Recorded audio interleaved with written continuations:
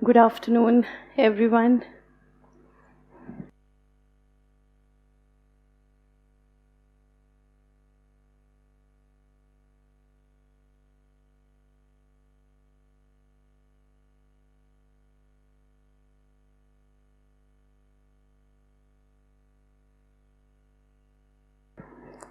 तो चलिए आज की क्लास स्टार्ट करते हैं हम आपकी प्यारी सी स्माइल के साथ।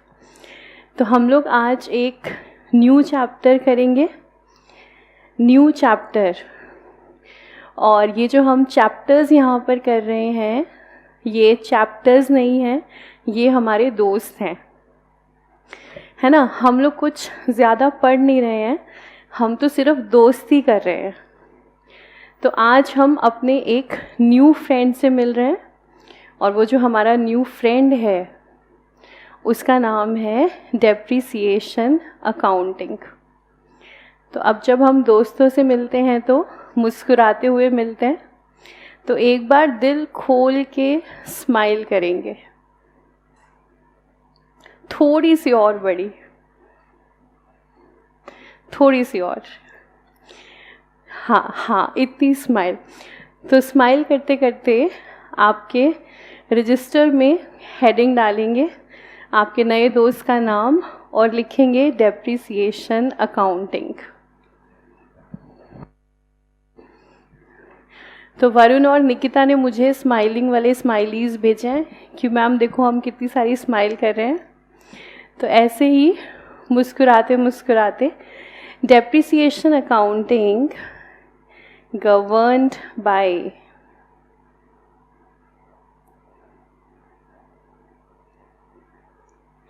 accounting standard number 10.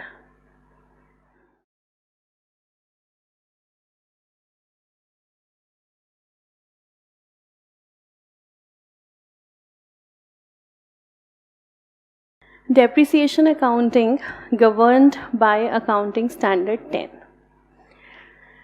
Accounting standards वो सारे स्टैंडर्ड्स जहाँ पर अकाउंट्स का बेस है, और हम जो भी अकाउंट्स के अंदर सीखते हैं वो कहाँ लिखा होता है, वो लिखा होता है हमारे अकाउंटिंग स्टैंडर्ड्स में।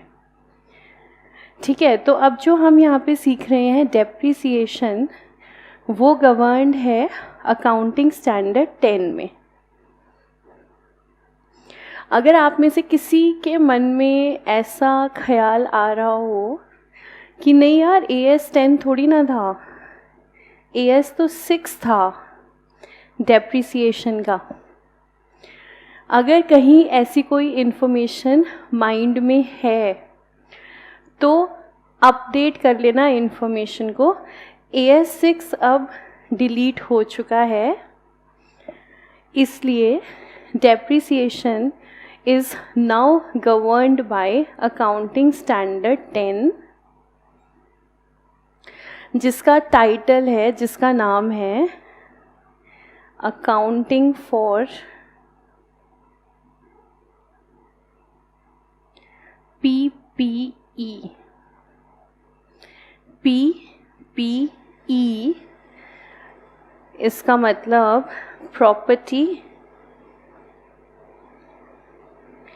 Plant and equipment.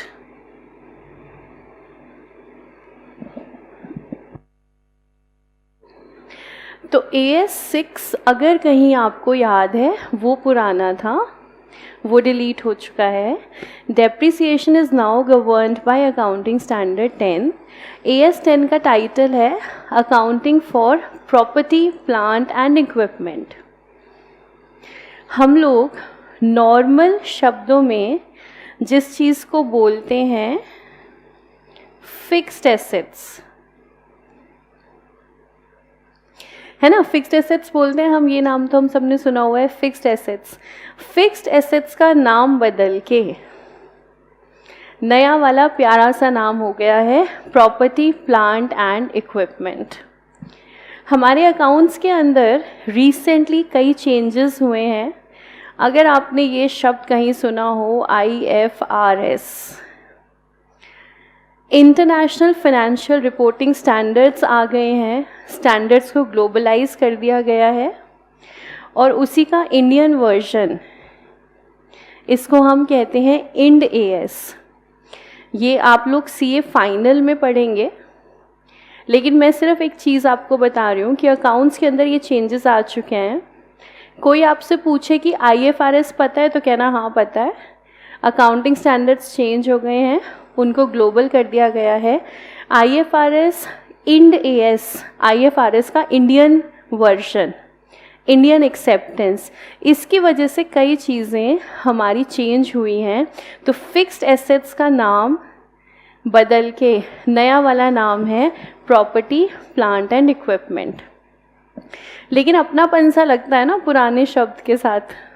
हम हमेशा फिक्स्ड एसेट बोलते थे, depreciation is charge on fixed asset, और नया वाला नाम है पीपीई। तो अभी भी दिल तो फिक्स्ड एसेट ही कहेगा, तो पीपीई जब भी नाम आए तो आप समझ जाना ये बात हो रही है फिक्स्ड एसेट्स की। और ये हम सब जानते हैं डेप्रिसिएशन चार्ज की जाती है फिक्स्ड एसेट्स पर। सो depreciation is governed by accounting standard 10 titled accounting for property plant and equipment. तो हमने हमारे दोस्त से पूछा कि भाई तुम्हारा नाम क्या है, उसने कहा मेरा नाम है डेप्रिसिएशन। तो हमने कहा क्या तुम्हारे नाम का कोई मतलब है? बताओ, क्या आपके नाम का कोई मतलब है? पता है आपको आपके नाम का मतलब? हाँ, चाहत, प्रिशा, रिया, मुस्कान, वरुण, निकिता सब कह रहे हैं कि हाँ। फलक कह रही है मैम आसमान है मेरे नाम का मतलब। तो जैसे आप सबको पता है आपके नाम का मतलब, हमने हमारे इस दोस्त से पूछा कि भाई बताओ डेप्रिसिएशन का क्या मतलब होता है। What is depreciation? तो अगर आपको पता है तो आप मुझे बताओ what is depreciation. Comment box के अंदर लिखकर बताओ व्हाट इज डेप्रिसिएशन।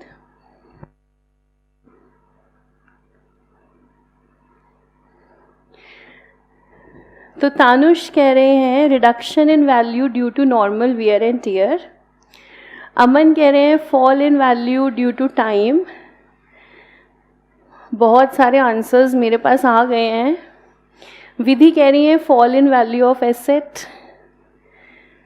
नवनूर कह रही है writing of the value due to various factors. Mohit कह रहे हैं decrease in value due to wear and tear. Okay, तो जनरली हम ये मानते हैं depreciation is reduction in the value due to wear and tear. ठीक है, चलिए देखते हैं अकाउंटिंग स्टैंडर्ड 10 ने डेप्रिसिएशन की क्या डेफिनेशन दी है। What is the meaning of depreciation? तो लिखते हैं हम सबसे पहले, और हो सकता है लिखते लिखते हमें ज़्यादा कुछ समझ में ना आए, तो क्या करना है, मुस्कुराते जाइए और लिखते जाइए। डेप्रिसिएशन मीन्स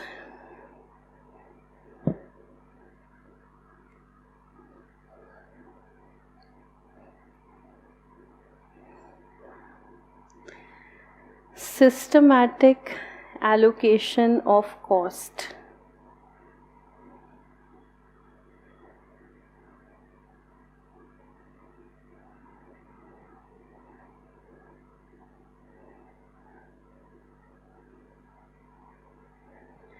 माइनस स्क्रैप, इसको ब्रैकेट में डाल देते हैं और लिखेंगे depreciable amount.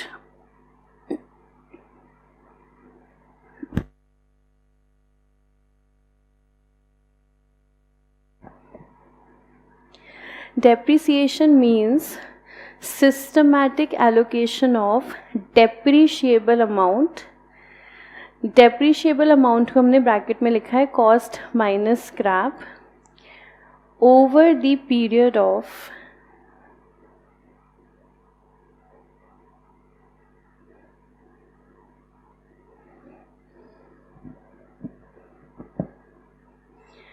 useful life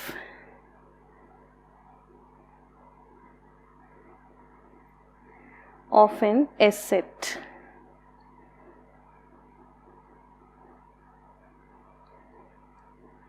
bracket में लिखेंगे नया वाला नाम PPE.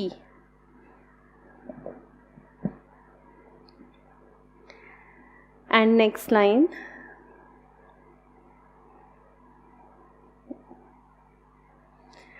the useful life of the asset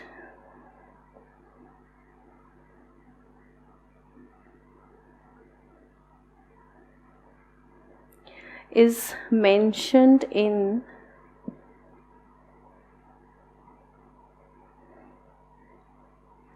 Schedule 2 of the Companies Act 2013.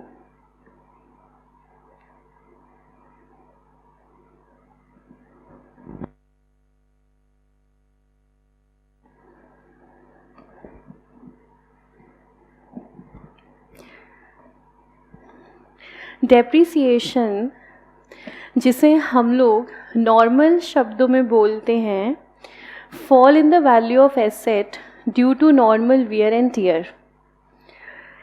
ये हम नॉर्मल शब्दों में बोलते हैं, लेकिन अगर हम प्रोफेशनल लैंग्वेज देखें, प्रोफेशनली जो डेफिनेशन हम पेपर में लिखेंगे अगर हमसे पूछी जाती है, तो डेप्रिसिएशन का क्या मतलब है? It is systematic allocation of depreciable amount over the period of useful life of the asset.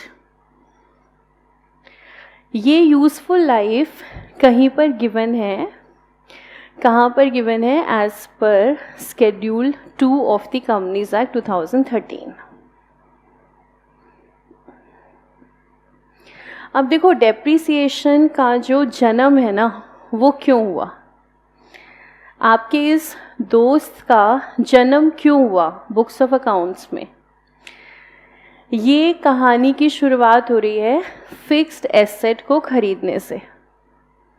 ठीक है, एक कंपनी है ABC लिमिटेड, अपना बिजनेस कर रही है.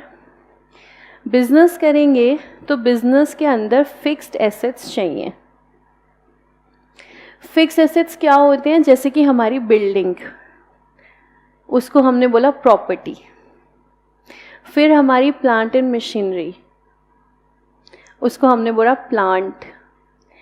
उसके अलावा हमारे फर्नीचर फिक्सचर्स, कंप्यूटर्स, ये सब चीज़ें, इनको हमने बोला इक्विपमेंट. तो property, plant and equipment business के अंदर रेगुलरली ये खरीदे जाते हैं. ये मदद करते हैं हमारे बिजनेस को चलाने में. तो ABC लिमिटेड ने बिजनेस को चलाने के लिए प्लांट एंड मशीनरी खरीदी 20 लाख रुपए की. ठीक है, बड़ा बिजनेस, बड़ी प्लांट एंड मशीनरी, तो फिर हमारी CA की ऑडिट फीस भी क्या होगी? बड़ी. तो हम बात कर रहे हैं बड़े बिजनेस की. प्लांट एंड मशीनरी खरीदी, 20 लाख की प्लांट एंड मशीनरी है. ये इन्होंने खरीदी अप्रैल 20 में. बिजनेस कर रहे हैं हमने प्लांट एंड मशीनरी खरीदी 20 लाख रुपए की अप्रैल 20 में. यानी कि क्या आप मुझे बता सकते हो ये अकाउंटिंग ईयर कौन सा हो जाएगा? ये ट्रांजैक्शन कौन से अकाउंटिंग ईयर की आ जाएगी? तो तानुष, मुस्कान, निपुण, ऋषिता, चारवी, नवनूर, श्रुति, अमन, चाहत, अनुष्का, रिद्धि, महक, सभी सही बता रहे हैं. ये अकाउंटिंग ईयर हो गया 2021. ठीक है, अब ये अकाउंटिंग ईयर, इसमें हमने और भी बहुत सारी ट्रांजैक्शंस की. ये ईयर हमारा ख़त्म हो गया, क्लोज हो गया.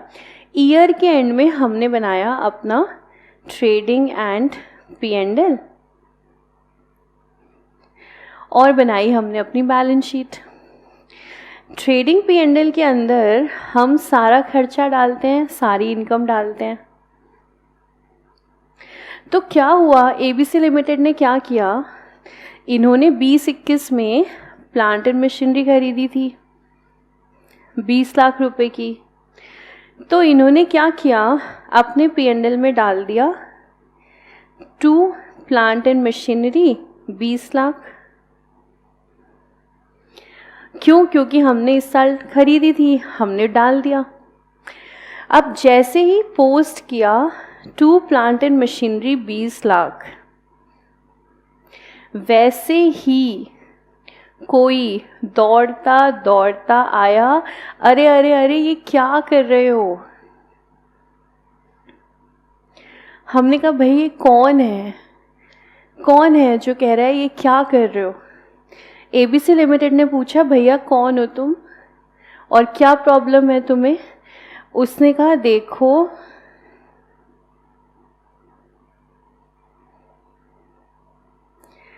मेरा नाम है मैचिंग कॉन्सेप्ट। कौन हूं मैं मैचिंग कॉन्सेप्ट हूं। ABC लिमिटेड ने पूछा भैया तुम कौन हो। इसने कहा देखो जब आप अकाउंट्स बनाते हो, फाइनल अकाउंट्स ईयर एंड में, ट्रेडिंग P&L और बैलेंस शीट, उस समय मुझे फॉलो किया जाता है। ABC लिमिटेड ने पूछा कैसे फॉलो करते हैं आपको। मैचिंग कॉन्सेप्ट ने कहा देखो जिस साल के अकाउंट्स बना रहे हो 2021 के, क्या करना है 2021 का ही खर्चा डालोगे और 2021 की ही इनकम डालोगे। फिर जब इनको कंपेयर करोगे तो निकालना तुम्हें प्रॉफिट हुआ या फिर लॉस। तो ABC लिमिटेड ने कहा कि हमने तो वो ही किया है, हमने तो 2021 में मशीनरी खरीदी थी, हमने डाल दी।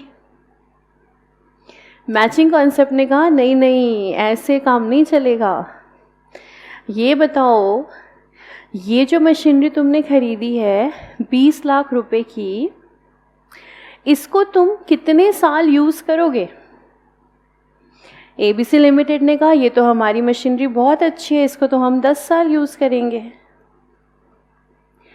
तो मैचिंग कॉन्सेप्ट ने कहा कि भाई अगर आप इसको 10 साल यूज़ करोगे तो ये खर्चा 1 साल का थोड़ी ना हुआ। ये खर्चा कितने साल का हुआ, ये खर्चा हुआ 10 साल का। आप मेरे पास CA फाउंडेशन पढ़ने आए, आपने मुझे फीस दी, ठीक है थोड़ी सी, ज़्यादा तो मैंने आपसे मांगी नहीं। आपने मुझे फीस दी, वो जो फीस आपने मुझे दी, क्या आप ये कहोगे कि वो आपका सिर्फ जून का खर्चा है, या आप कहोगे वो आपका जुलाई का खर्चा है,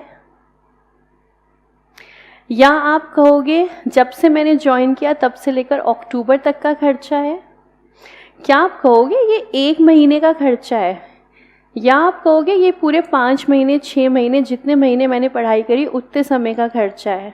क्या कहोगे आप।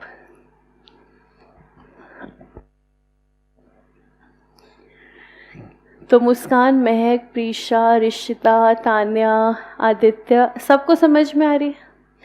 सबने आंसर दिया मैम देखो जितने महीने हमने पढ़ाई करी उतने महीने का ही तो खर्चा है ना। इसको दूसरे शब्दों में कहें तो आपने जो खर्चा किया उसका बेनिफिट आप जब तक यूज़ करते हो हम बोलते हैं ये उतने समय का खर्चा हुआ।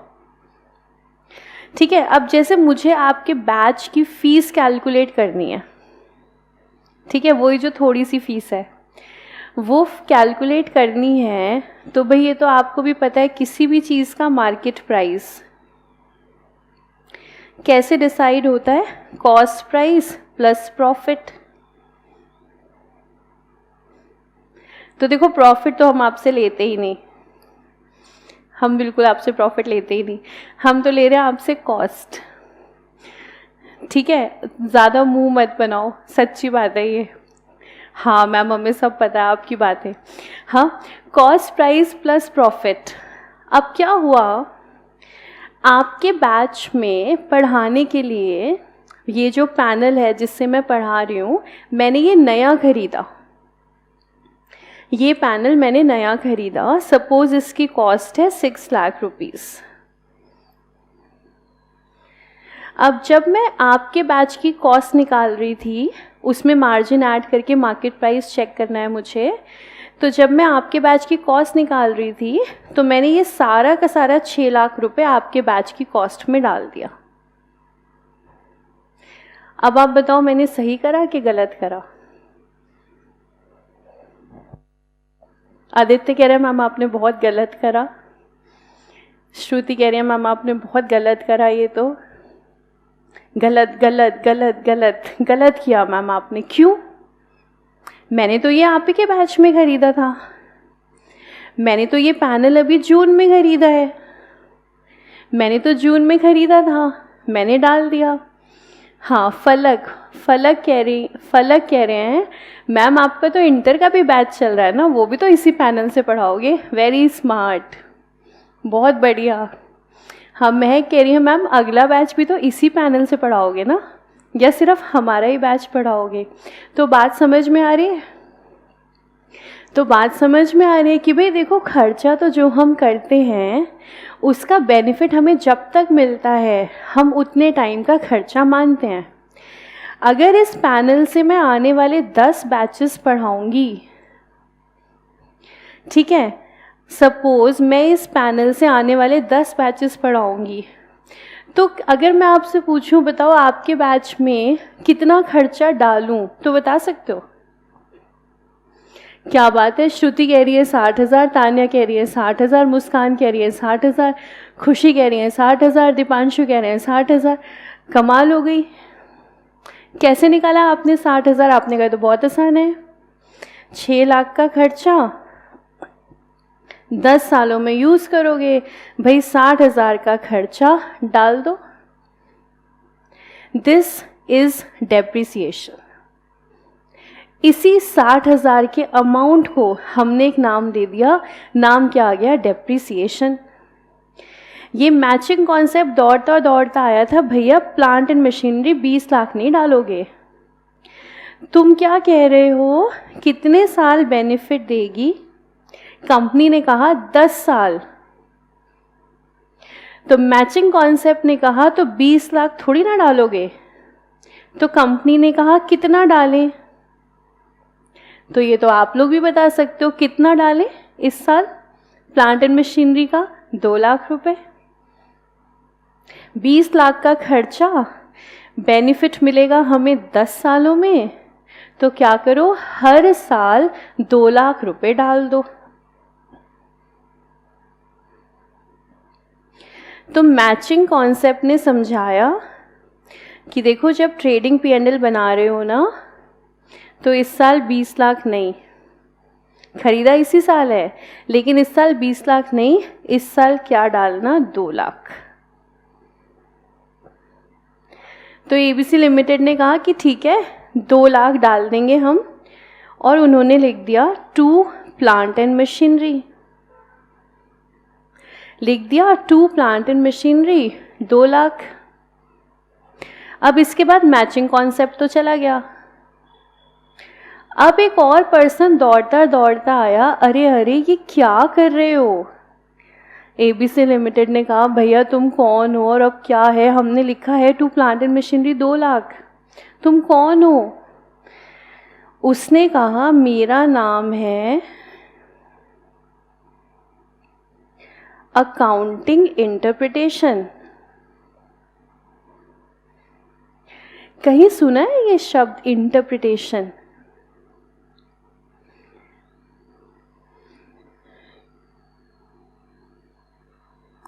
यस तो कह रहे हो, कहाँ सुना है? एक बार याद करना, अकाउंटिंग प्रोसेस अगर कुछ याद आता हो, 11th क्लास में कहीं करा होगा।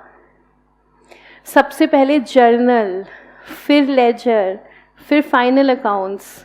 बताओ याद है तो लिख के बताओ, अकाउंटिंग प्रोसेस। तो चारवी, ऋषिता, उज्जवल, ध्रुव याद आ गया। प्रार्थना, तृष्णा, मुस्कान, यशिका सब कह रहे हैं मैम याद आ गया। ये तो कुछ ऐसा होता था, recording, classifying, summarising, analysis and interpretation. Accounts में बहुत इम्पॉर्टेंट चीज़ है इंटरप्रिटेशन। आप जो लिख रहे हो उसका मतलब क्या है। इंटरप्रिटेशन ने कहा ये जो आपने लिखा ये तो बिल्कुल ही गलत लिखा आपने। क्यों भाई? इसका तो मतलब है आपने प्लांट एंड मशीनरी खरीदी है 2 लाख की, आपने तो नहीं खरीदी। तो भाई अब इंटरप्रिटेशन ने कहा यहाँ पे प्लांट एंड मशीनरी शब्द नहीं आ सकता, क्योंकि इसका मतलब तो क्या हो गया, आपने मशीनरी खरीदी, आपने तो खरीदी नहीं। तो क्या किया जाए? तो ऑक्सफोर्ड डिक्शनरी कंसल्ट करके ये शब्द निकाला गया, डेप्रिसिएशन। डेप्रिसिएशन का ऑक्सफोर्ड डिक्शनरी के अंदर मीनिंग है fall in the value due to normal wear and tear. तो अकाउंटिंग स्टैंडर्ड एक्सपर्ट्स ने कहा ये शब्द लेना यहाँ पर ठीक रहेगा, क्योंकि हम कहीं ना कहीं ये भी मान सकते हैं कि इतनी वैल्यू मशीन की हमारी यूज़ हो गई, लेकिन ये हम सिर्फ मान रहे हैं क्योंकि डेप्रिसिएशन का इंग्लिश डिक्शनरी मतलब ये है। लेकिन रियल सेंस में हम ये नहीं कहते कि इतनी वैल्यू यूज़ हो गई या इतना वियर एंड टियर हो गया। जैसे आपने कहा कि मैम हमारे बैच में पैनल की कॉस्ट आप 60,000 डाल दो। अब मैं ये नहीं कहूँगी कि 60,000 रुपये का मेरा पैनल यूज़ हो गया, ऐसा नहीं है। तो यहाँ पर मैंने एक्चुअली पूरा वियर एंड टियर का कॉन्सेप्ट नहीं है। यहाँ पर हम क्या बोलते हैं, एज अ चार्टेड अकाउंटेंट हम क्या बोलते हैं, हमने 6 लाख की कॉस्ट को एलोकेट किया है। एलोकेट मतलब सिंपल शब्दों में टुकड़े। हमने 6 लाख की कॉस्ट के टुकड़े किए हैं, हर एक टुकड़ा 60,000 रुपये का है। टोटल हमने कितने टुकड़े कर दिए हैं? 10। इसलिए जब कोई कॉमन पर्सन बोलेगा व्हाट इज़ डेप्रिसिएशन, तो वो बोलेगा fall in value due to normal wear and tear. लेकिन जब एक चार्टर्ड अकाउंटेंट बोलेगा व्हाट इज़ डेप्रिसिएशन, तो वो क्या बोलेगा? Depreciation means systematic allocation of depreciable amount of a property, plant and equipment over the period of useful life of the asset. Systematic allocation. आपने ये नहीं कहा कि मैम हमारे बैच में तो 10,000 डाल दो, अगला बैच आएगा उसमें 90 डाल देना। अगर हम ऐसे करते, आपने कहा हमारे में तो 10 डाल दो, अगले में 90 डाल देना, ये होता है अनसिस्टमैटिक एलोकेशन। तो हम अनसिस्टमैटिक नहीं, हम कर रहे हैं सिस्टमैटिक। क्या सिस्टम निकाला? आपने कहा मैम ऐसे करो, इक्वली डाल दो, 6 लाख का खर्चा है, 10 आपके बैचेस हैं, डिवाइड कर दो, 60,000 रुपये हर साल डाल दो। Systematic allocation. 60,000 रुपये हर साल तो डाल दें, कितने सालों तक डालते रहें? Over the period of useful life of the asset. Useful life of the asset तो एस्टिमेट है फ्यूचर का, हमें क्या पता है एसेट कितना यूज होगा। कंपनीज एक्ट 2013 ने कहा हम मदद करते हैं ना आपकी, हम मदद करते हैं। उन्होंने एक टेबल बनाया, उसके अंदर हर एसेट की यूजफुल लाइफ लिख दी। उस टेबल का अच्छे वाला नाम है स्केड्यूल 2। तो स्केड्यूल 2 के अंदर ये सारी लाइफ लिखी हुई हैं, वहाँ से आप लाइफ ले लो, कॉस्ट आपको पता है, और सिस्टमैटिकली इस कॉस्ट को एलोकेट करो। इस सिस्टमैटिक एलोकेशन का मतलब क्या है? डेप्रीसिएशन। और ये कॉस्ट हमें कब एलोकेट करना पड़ता है? हमारे फिक्स्ड एसेट्स के केस में, हमारे प्रॉपर्टी प्लांट एंड इक्विपमेंट के केस में। क्या मुझे करंट एसेट में ये इशू आता है? नहीं आता। रीज़न, वो 1 साल में यूज़ होके ख़त्म हो जाते हैं। तो करंट एसेट के लिए मैचिंग कॉन्सेप्ट को कोई प्रॉब्लम नहीं होती। मैचिंग कॉन्सेप्ट को दिक्कत होती है फिक्स्ड एसेट में, क्योंकि वो 1 साल से ज़्यादा डलेंगे। तो आप सारा खर्चा एक ही साल में मत डालो, उसको आप एलोकेट करके डालो। ठीक है, तो एक बार मेरे साथ साथ आप अपने घर पे बैठे बैठे बोलोगे, depreciation is governed by accounting standard number 10 titled property plant and equipment. Depreciation means systematic allocation of depreciable amount of an asset over the period of its useful life। तो डेप्रिसिएशन आपके दोस्त के नाम का मतलब हमने समझा है। यहाँ तक कोई डाउट पूछना चाहो तो आप पूछ लो।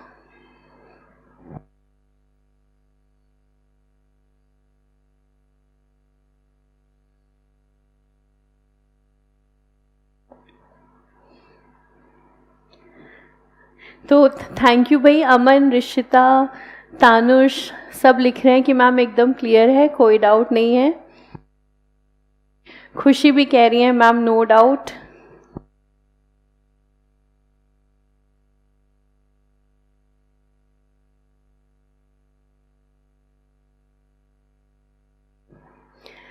तो प्रतिभा, देवांश भी कह रहे हैं नो डाउट। पंकज ने बोल दिया है क्रिस्टल क्लियर मैम। तो चलिए, आपके क्रिस्टल क्लियर के बाद फिर हम आगे बढ़ते हैं और नेक्स्ट लाइन में लिखेंगे मेथड्स ऑफ चार्जिंग डेप्रिसिएशन।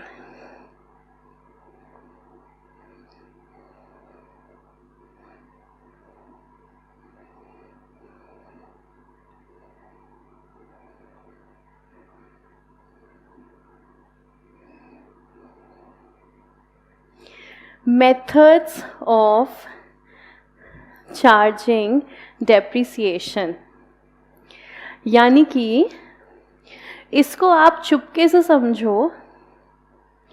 ये हम लोग क्या पढ़ रहे हैं? हमें तरीके बताए जा रहे हैं कॉस्ट को एलोकेट कैसे कैसे कर सकते हो। अगर आपने 20 लाख का एसेट खरीदा है और उसकी यूज़फुल लाइफ 10 साल है, तो आपको कॉस्ट को, या फिर और बेटर शब्दों में कहें तो डेप्रिशिएबल अमाउंट को सिस्टमैटिकली एलोकेट करना है। तो ये जो मेथड्स हैं ना, मतलब इसको लिखो मत, लेकिन चुपके से समझो ये है क्या। ये हमें बता रहे हैं कितने प्रकार से हम सिस्टमैटिक एलोकेशन कॉस्ट की कर सकते हैं। ठीक है, तो क्या आपको याद है डेप्रिसिएशन चार्ज करने के कितने मेथड्स होते थे? क्योंकि आपने पढ़ा है 11th क्लास में। तो तनीषा, हर्ष, यशिका, सक्षम, बहुत जल्दी जल्दी आप दे रहे हो और वो बहुत जल्दी जल्दी मेरी स्क्रीन भाग रही है। अविधि, हर्षित, ओके। तो सब बोल रहे हैं मैम 2 मेथड होते हैं डेप्रिसिएशन को चार्ज करने के, और आप नाम भी दे रहे हो। सबको याद है SLM और WDV, है ना? ये सबको याद है।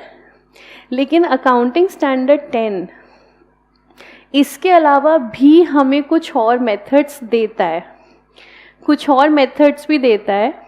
तो यहाँ पर हम SLM WDV के अलावा भी कुछ मेथड सीखेंगे, लेकिन सबसे पहले तो हम हमारे फेवरेट SLM WDV सीखेंगे। तो सबसे पहला मेथड लिखते हैं straight line method.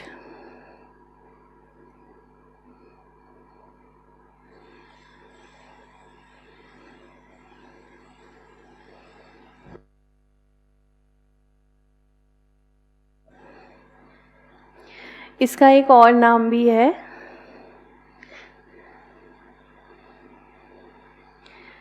Fixed instalment method.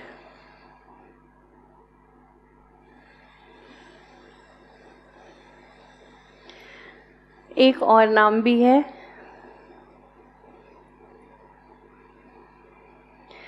Fixed percentage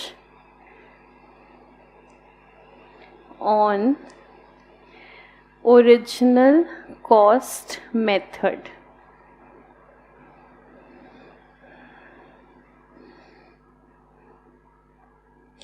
ma'am इतने सारे नाम हैं इसके, आप बताओ आपका एक नाम है कि आपके एक से ज़्यादा नाम है? आपका एक ही नाम है या एक से ज़्यादा नाम है आपके? अच्छा, सक्षम कह रहे हैं एक से ज़्यादा है, दीपांशु कह रहे हैं 2 हैं, प्रीशा कह रही है मैम देखो ऑफिशियली एक है। मैं बताती हूँ आपके बहुत सारे नाम हैं। देखो, एक तो आपका नाम है वो जैसे प्रीशा कह रही है ऑफिशियल वाला, एक तो ऑफिशियल नाम है। दूसरा जो नाम है वो सक्षम कह रहे हैं मैम देखो घर में हमारा दूसरा नाम है, दूसरा नाम। हाँ, तीसरा नाम तुम्हारे भाई बहनों ने रखा होगा तुम्हारा, खड़ूस, गुस्से वाले, वो डिपेंड करता है तुम्हारी इक्वेशन कैसी है उनके साथ, ठीक है। चौथा नाम जानू, जान, इस टाइप का रखा होगा? नहीं मैम, हमारे ऐसा कुछ नहीं है। हाँ, तो जैसे तुम्हारे इतने सारे नाम होते हैं वैसे ही हमारे मेथड्स के भी होते हैं, तो भाई क्या गलत है? तो स्ट्रेट लाइन मेथड का दूसरा नाम फिक्स्ड इंस्टॉलमेंट मेथड, तीसरा नाम fixed percentage on original cost method. तो एक मेथड है straight line. Straight line method कहता है डेप्रिसिएशन कैसे निकालोगे।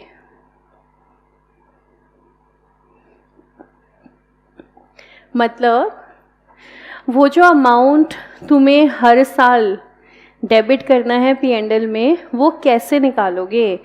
तो इसने बोला cost minus scrap divided by n।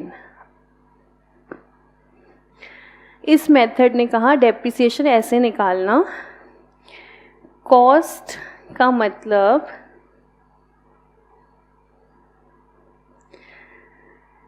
Purchase cost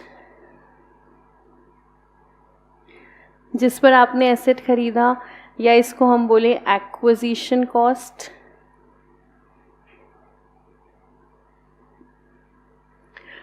कोई भी कॉस्ट इनकर्ड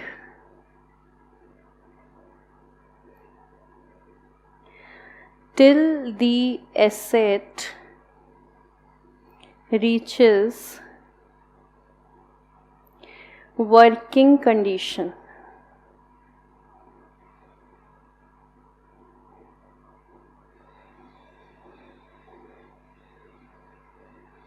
स्क्रैप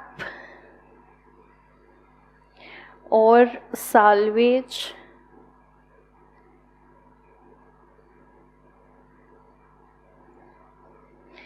और residual value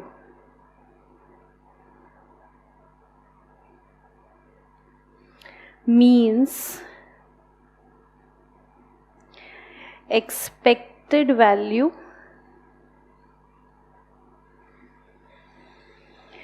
of asset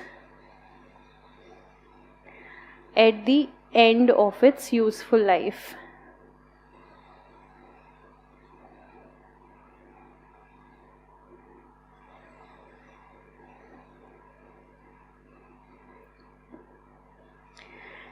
And n means number of years of useful life।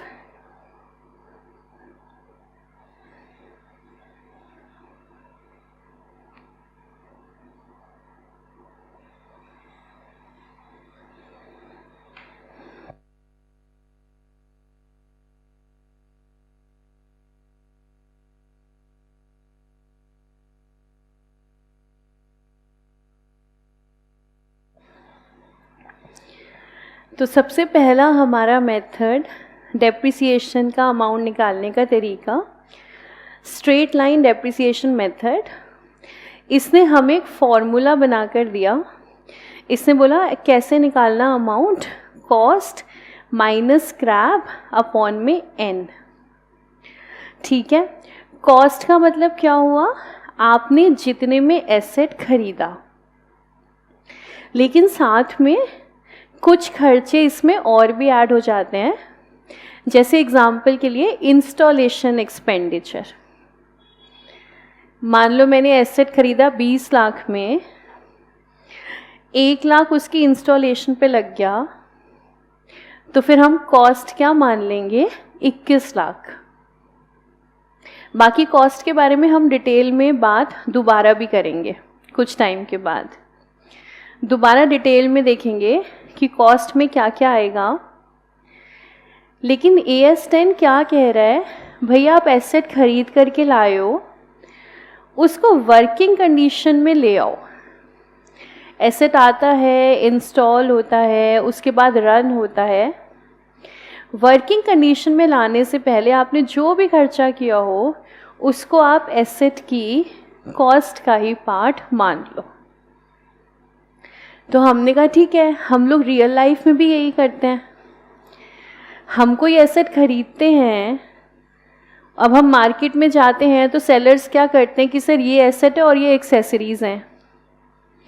अब जो आपको लगता है कि भाई इसके बिना तो एसेट चलेगा नहीं, आप वो एक्सेसरी साथ में लेते हो और आपसे पूछें कि क्या कॉस्ट पड़ी, तो आप टोटल कॉस्ट ही बताते हो कि भाई हमें एसेट इतने कॉस्ट का पड़ा है।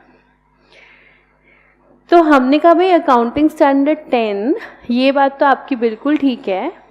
एसेट की कॉस्ट का मतलब जो हमने पैसा सेलर को दिया वो तो दिया ही, साथ में इंस्टॉलेशन का खर्चा, साथ में कोई और खर्चा हो गया जब तक कि हमने एसेट को चला करके यूज़ नहीं किया, वर्किंग कंडीशन में लाने तक के सारे खर्चे कॉस्ट का पार्ट होते हैं। बाकी हम डिटेल में इसकी बात फिर से करेंगे। दूसरा शब्द आया स्क्रैप। स्क्रैप का क्या मतलब हुआ? पहली बात तो स्क्रैप को ही हम रेजिडुअल वैल्यू बोलते हैं, स्क्रैप को ही हम साल्वेज वैल्यू बोलते हैं। तो कुछ भी लिखा हो तो उसका मतलब स्क्रैप है। स्क्रैप का मतलब ये होता है कि जब हमारे एसेट की यूज़फुल लाइफ ख़त्म हो जाएगी तो आप एसेट का क्या करोगे? अब सपोज़ मैंने कहा 20 लाख की मशीनरी है, 10 साल इसकी लाइफ है। 10 साल की लाइफ है, 10 साल मशीनरी के पूरे हो गए, 10 साल ख़त्म और मशीनरी भी हमारी ख़त्म, अब ये काम नहीं करेगी। अब इसके बाद क्या करें इसका, मशीन का OLX पे बेच दें, कुछ तो पैसा मिलेगा ना हमें। उसके अंदर जो मटेरियल लगा हुआ है, मशीनरी हमारे काम की नहीं पर कुछ मटेरियल है, कुछ तो हमें पैसा मिलेगा। वो जो पैसा हमें मिलेगा उसको बोलते हैं स्क्रैप। अब देखो एक चीज़ का ध्यान रखना, इसको मैंने स्क्रैप वैल्यू बोला है, मैंने इसको सेल वैल्यू नहीं बोला।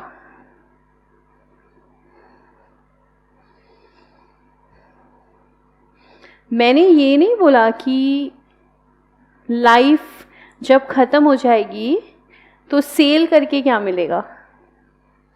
मैंने कहा लाइफ जब ख़त्म हो जाएगी तो स्क्रैप करके क्या मिलेगा, क्योंकि लाइफ ख़त्म होने के बाद चीज़ें सेल नहीं होती। लाइफ ख़त्म होने के बाद चीज़ें सेल नहीं होती, चीज़ों को डिस्कार्ड किया जाता है, बदले में जितना पैसा मिल जाए ठीक है, मिल गया, बहुत है जितना मिल गया, हमारे लिए तो एसेट ख़त्म था। इसलिए इसको सेल वैल्यू नहीं, इसको हम बोलते हैं स्क्रैप वैल्यू या साल्वेज वैल्यू या रेजिडुअल वैल्यू। ये वैल्यू कौन सी वैल्यू है? ये वो वैल्यू है जो हमें एसेट की यूज़फुल लाइफ ख़त्म होने के बाद मिलेगी, उसको बोलते हैं स्क्रैप वैल्यू। और फिर हमारे number of years of useful life हैं। ये number of years of useful life हमें कहाँ से मिलता है? तो हमने अभी अभी सीखा है, ये मेंशन किया गया है। कहाँ पर मेंशन किया गया है? Schedule 2 ऑफ कंपनीज एक्ट 2013, ये आप वहाँ से ले सकते हो। ठीक है,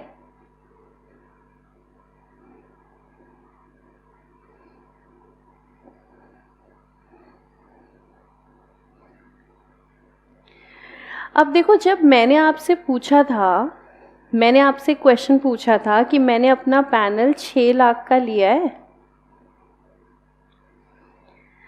और इस पैनल की यूज़फुल लाइफ है, सपोज इसको मैं अब ईयर्स में डाल देती हूँ, इसकी यूज़फुल लाइफ है 5 ईयर्स।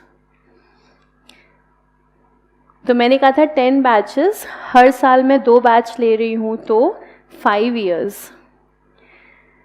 अब अगर मैं आपसे कहूँ 6 लाख का पैनल है, 5 साल मैं उसे यूज़ करूँगी, तो बताओ हर साल मैं कितना अमाउंट P&L में डालूँ? सब ने आंसर निकाल दिया स्पीड से, मैं तो पढ़ भी नहीं पा रही, इतना स्पीड से आपके आंसर आ रहे हैं। सब ने आंसर निकाल दिया। 6 lakh bye 5, 1,20,000।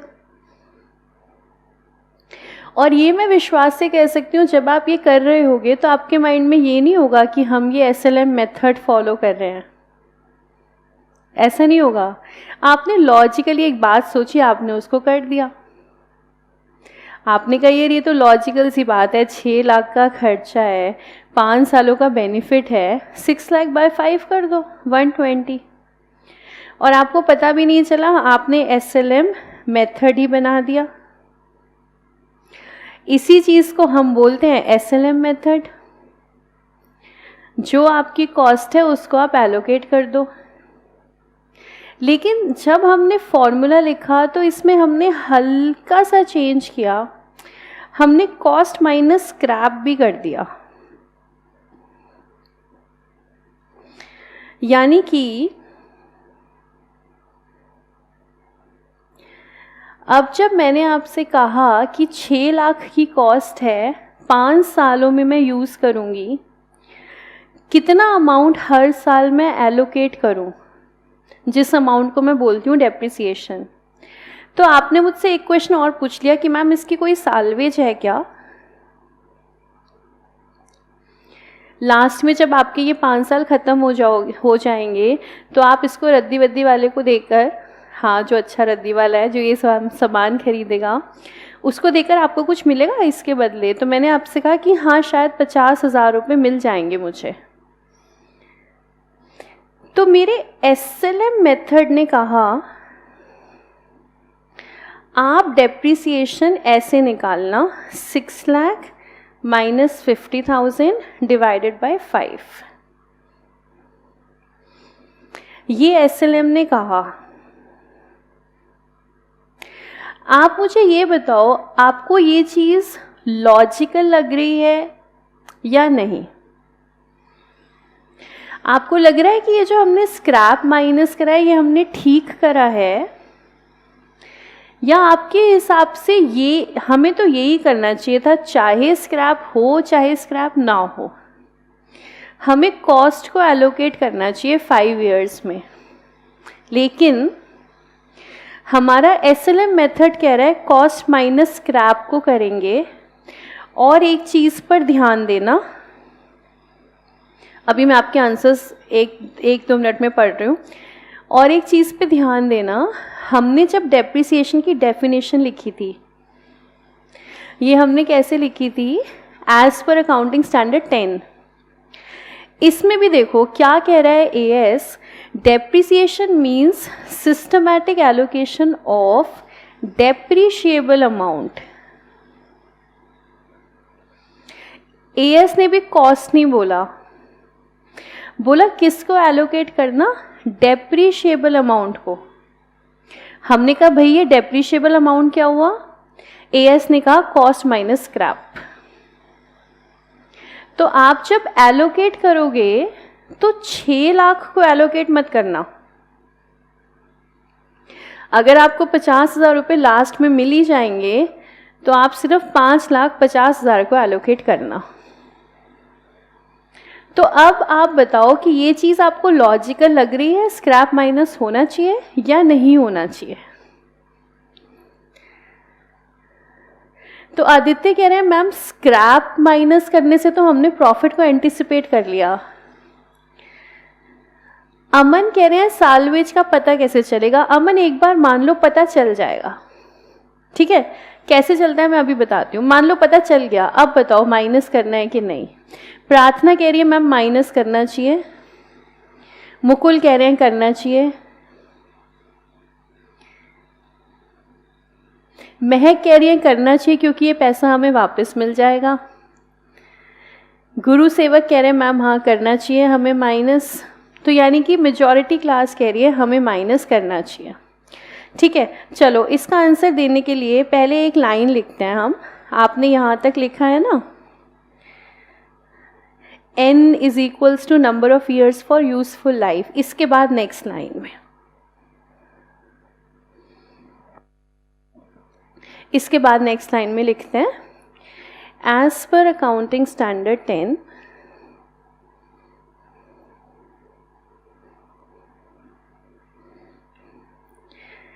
appropriate provisions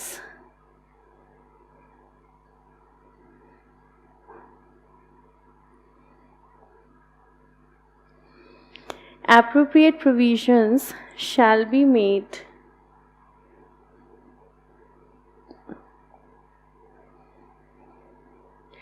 to reduce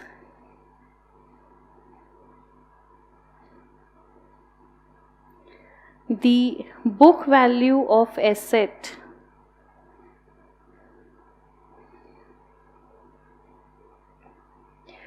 to its scrap value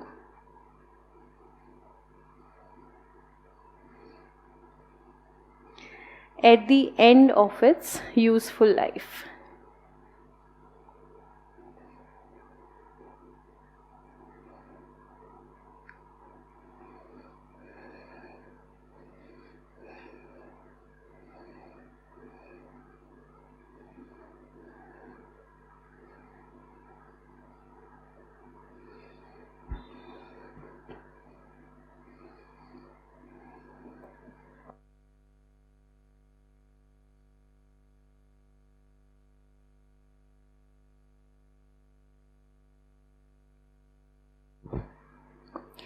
accounting standard 10 ने एक लाइन दी है।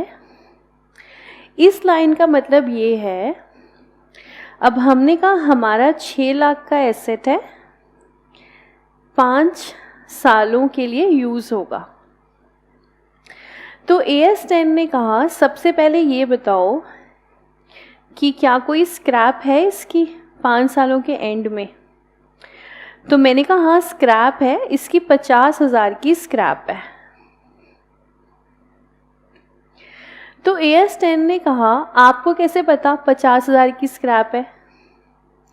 जैसे अभी अमन ने पूछा था कि मैम हमें क्या पता स्क्रैप कितनी है। मैंने कहा भाई मुझे पता है 50,000 की स्क्रैप है। उन्होंने पूछा कैसे? मैंने कहा भाई ये पैनल तो मेरे पास पहले भी था, मैं तो पिछले 15 सालों से पढ़ा रही हूँ। ये पैनल मेरे पास पहले भी था, मैंने लिया था, 5 सालों में फिर ख़त्म हो गया था ये, और उसको मैंने जब दिया था तो बाद में मुझे 50,000 रुपये मिले थे। तो भाई क्योंकि मुझे पहले भी मिले थे, मैं मान के चलती हूँ मुझे अब भी मिलेंगे। तो AS 10 विल से अग्रीड, आपका एस्टिमेट करेक्ट है। क्यों करेक्ट है? अगर आपके पास इससे पहले सिमिलर एसेट था, उसको जब आपने स्क्रैप किया तो आपको कुछ पैसे मिले। अब अगर आप कहते हो कि भाई मैं अपना स्क्रैप इस समय भी उतना ही मानती हूँ, हाँ मैं चाहूँ तो अमाउंट को थोड़ा चेंज कर सकती हूँ इन्फ्लेशन को कंसिडर करके, लेकिन जब मैं उस बेस पर मानती हूँ तो मेरा स्क्रैप का एस्टिमेट इसको सही माना जाता है। दूसरी सिचुएशन ले, मैंने कहा भाई स्क्रैप होगा 3 लाख रुपए। AS10 ने कहा कैसे कह रहे हो? मैंने कहा मेरा लकी नंबर 3 है, 30,000 पे मुझे मज़ा नहीं आ रहा, तो 3 लाख। तो व्हाट विल AS10 से? ऐसे फालतू के खेल हम नहीं खेलेंगे। आपको एस्टिमेट लगाना है, अंदाज़ा लगाना है। एडहॉक अंदाज़ा नहीं हो सकता, कोई बेस होगा जिसके बेसिस पर आप अंदाज़ा लगाओगे। हो सकता है वो सिमिलर एसेट आपके पास पहले था, आपने उसका अंदाज़ा लगाया, या फिर आपके पास नहीं था, किसी और के पास था, आपने उसका अंदाज़ा लगाया। आपने किसी बेसिस पे अंदाज़ा लगाया। और मैं आपको एक चीज़ और बताती हूँ, अगर 2 साल निकलने के बाद मुझे लगे कि मेरा अंदाज़ा गलत था, तो AS10 मुझे फैसिलिटी देता है, मैं अपने स्क्रैप की वैल्यू को चेंज कर सकती हूँ। कैसे चेंज करेंगे आपको जान की खुशी होगी, हम इस चैप्टर में सीखेंगे। तो मान लो नेक्स्ट या नेक्स्ट टू नेक्स्ट क्लास में हम ये देख लेंगे। तो क्योंकि मुझे चेंज करने का बेनिफिट भी मिला हुआ है तो इसलिए कोई इशू नहीं है। मैंने एक अंदाज़ा लगाया, स्क्रैप है 50,000 की। नाउ AS10 सेज हमारी एक रिक्वायरमेंट है, और जब AS बोलता है रिक्वायरमेंट है तो भाई CA को पूरी करनी होती है। Chartered accountant will make sure that all the provisions of accounting standards are being followed in the books of accounts. Otherwise आपका सिग्नेचर नहीं होगा, तो वो फॉलो होना चाहिए। तो AS10 ने कहा हमारी एक रिक्वायरमेंट है, जब आपके 5 साल ख़त्म हो जाएं तो एसेट आपकी बुक्स में 0 वैल्यू पर नहीं आना चाहिए। ऐसे नहीं हो 10 साल के अंत में आप इसको दिखा रहे हो 0, नहीं। एसेट आपकी बुक्स में 10 साल के अंत में स्क्रैप वैल्यू पर आना चाहिए। AS10 ने कहा, मैंने कहा क्यों? AS10 ने कहा ये बताओ, जब 5 साल तुम्हारे पूरे हो जाएंगे तो क्या ऐसा होगा जिस दिन तुम्हारे 5 साल पूरे हो गए उस दिन तुमने एसेट को स्क्रैप कर दिया?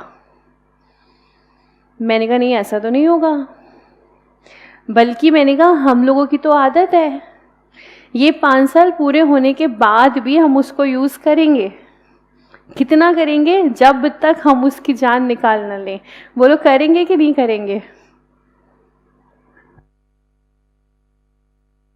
हाँ, प्रीशा कह रही है मैम जब तक है जान तब तक। यशिका कह रही है मैम बिल्कुल करेंगे। करेंगे ना? तो AS10 ने कहा देखो ऐसा नहीं होता है कि हाँ आप बोलो कि एसेट की लाइफ ख़त्म हो गई और आपने स्क्रैप कर दिया, ऐसा तो होता ही नहीं है।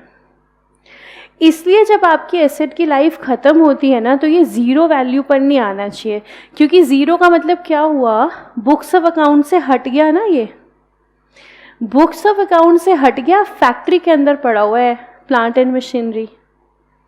तो AS10 सेज ऐसा नहीं हो सकता। बहुत ही ब्यूटीफुल प्रोविज़न है, बहुत ही रेलेवेंट प्रोविज़न है, बहुत ही सही बात है। वाकई में जो एसेट मेरा फैक्ट्री के अंदर पड़ा है वो बुक्स ऑफ अकाउंट से 0 कैसे हो जाएगा? तो AS10 सेज यूजफुल लाइफ के एंड में ये आपके स्क्रैप वैल्यू पर दिखना चाहिए, और ये उस दिन आपकी बुक्स ऑफ अकाउंट से हटेगा जिस दिन आप इसको एक्चुअली में स्क्रैप कर दोगे। ठीक है। अब अगर मैं आपसे पूछूं कि भाई देखो मुझे 6 लाख रुपए को 5 सालों में एलोकेट करना है, लेकिन मैं ये चाहती हूँ लास्ट में मेरे पास बैलेंस बच जाए 50,000।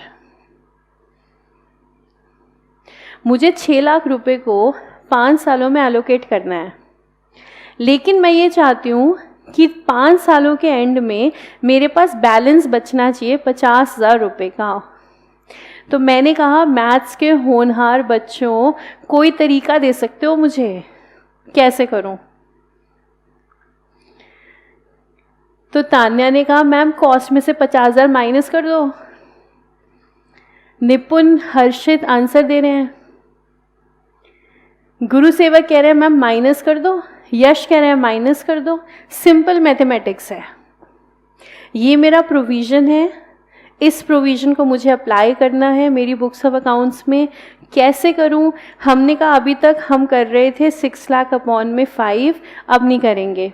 क्या करो? 6 लाख माइनस 50,000 अपॉन में 5। अब आप मुझे आराम से, तसल्ली से, कोई जल्दी नहीं है हमें, तसल्ली से सोच के बता दो, अगर मैं ऐसा करूंगी तो क्या एंड में 50,000 रुपये का एसेट बच जाएगा या नहीं बचेगा? आराम से सोच लो, बचेगा कि नहीं बचेगा?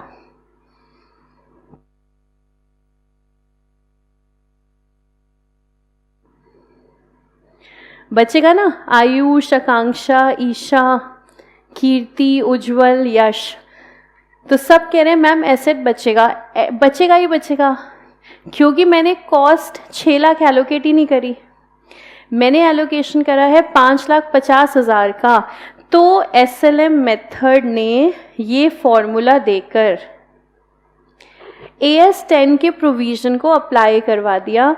एंड में स्क्रैप बचनी चाहिए, बचनी चाहिए, तो फिर कॉस्ट माइनस स्क्रैप अपॉन में N। तो अब वो जो बात कहीं ना कहीं हमें लगती है कि यार हमने तो प्रॉफिट एस्टिमेट कर लिया, ये तो अमाउंट हमें बाद में मिलेगा, हमने दिखा दिया। तो देखो, हमने कहीं कुछ नहीं दिखाया, हमने प्रॉफिट कहीं एस्टिमेट नहीं करा बुक्स ऑफ अकाउंट्स के अंदर।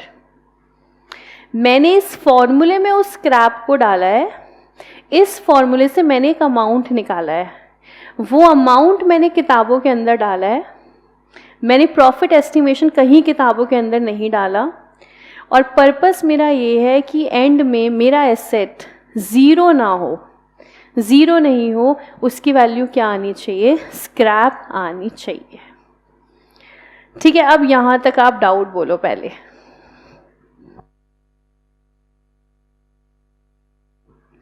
मुकुल कह रहे हैं कि मैम अगर एसेट बाद में ज़्यादा चल जाए, यानी कि मुकुल आप कह रहे हो अगर हमारे एसेट की लाइफ चेंज हो जाए। मैंने सोचा 5 साल, मान लो अभी 4th ईयर ख़त्म हुआ है और मुझे लग रहा है ये एसेट तो मेरा 2-3 साल और चलेगा। AS10 से उसका भी सिस्टम है, वो भी हम लोग सीखेंगे।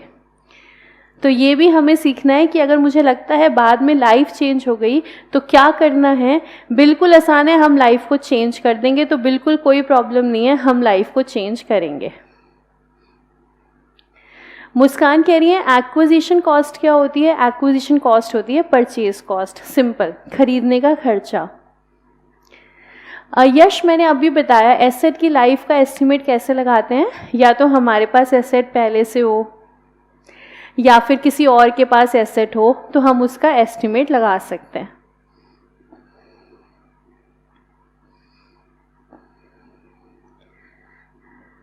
ईशा, अगर स्क्रैप नहीं मिलेगी हमें, हाँ, तो उस समय हम लॉस रिकॉग्नाइज करेंगे बुक्स के अंदर।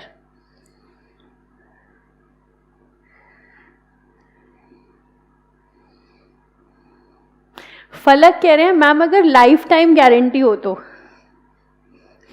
फलक, कौन सा एसेट है जिस पे लाइफ टाइम गारंटी मिल रही है? मतलब लाइफ टाइम गारंटी मतलब 20 साल, 30 साल, 40 साल, 50 साल, 60 साल, 100 साल, 200 साल, 400 साल, खराब ही नहीं होगा। कौन सा एसेट है? एक ही एसेट है, लैंड, एक ही एसेट है।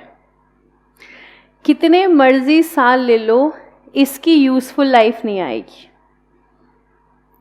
क्या ये 500 साल भी चलेगा? बिल्कुल चलेगा। इसीलिए इस पर डेप्रिसिएशन, तो बोलो बच्चों क्या करते हैं? इस पे डेप्रिसिएशन लगाते हैं कि नहीं लगाते हैं? इस पे डेप्रिसिएशन हम नहीं लगाते हैं। तो वो जो आपने कहा कि लाइफ टाइम गारंटी वाला, वो सिर्फ लैंड है, इसलिए उस पे डेप्रिसिएशन हम नहीं लगाते हैं। सक्षम एस्टिमेट बदलेगा, कोई प्रॉब्लम नहीं है, हम कैलकुलेशन बदल देंगे, अगली या अगले से अगली क्लास में आपको समझ आएगा।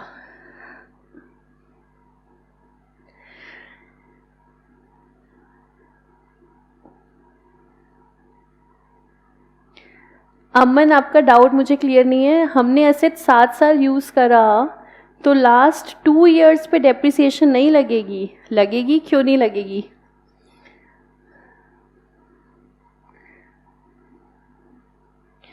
निकिता पूछ रही है, अगर हमने सेकेंड हैंड एसेट परचेज किया है और उसी समय हम रिपेयर कराते हैं तो क्या वो कॉस्ट का पार्ट होता है? यस। वैसे जब हम कॉस्ट की बात करेंगे तो इस पर हम दोबारा आएंगे, लेकिन अभी आपने पूछा है तो हाँ, अगर कोई सेकेंड हैंड एसेट है और आपने रिपेयर कराया है तो वो कॉस्ट का पार्ट बनेंगे।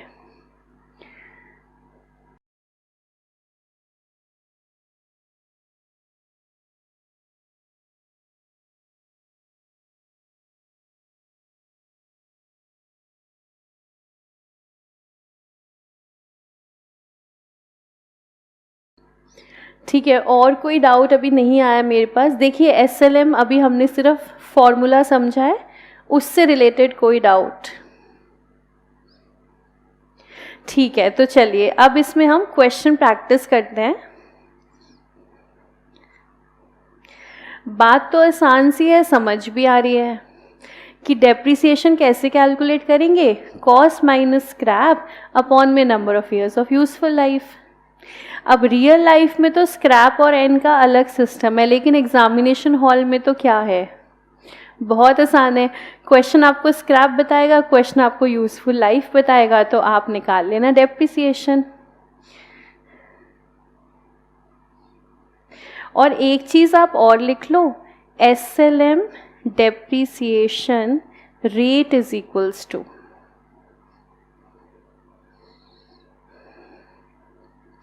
पहले जो हमने निकाला है वो है डेप्रिसिएशन अमाउंट।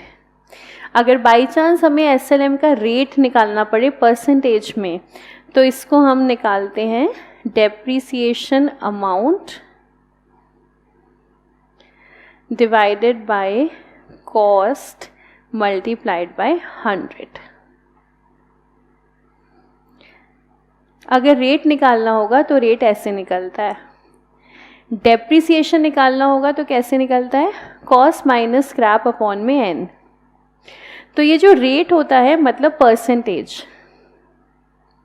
जैसे आपकी मार्क्स की परसेंटेज निकालते हैं ना, marks obtained upon total marks into 100, तो बिल्कुल वैसे ही depreciation amount upon cost into 100। ठीक है, तो चलो इसकी प्रैक्टिस करते हैं। क्वेश्चन लिखते हैं एक,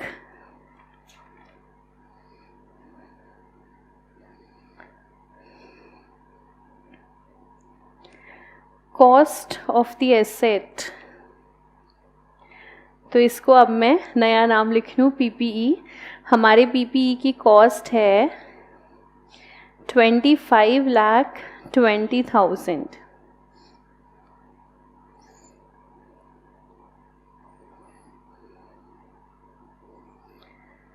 इसकी रेजिडुअल वैल्यू है 20,000।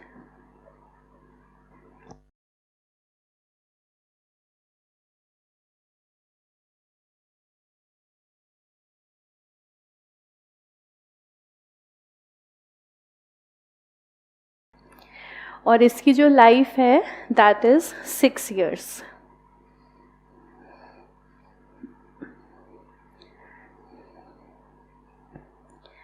आपको निकालना है कैलकुलेट डेप्रिसिएशन बाय SLM,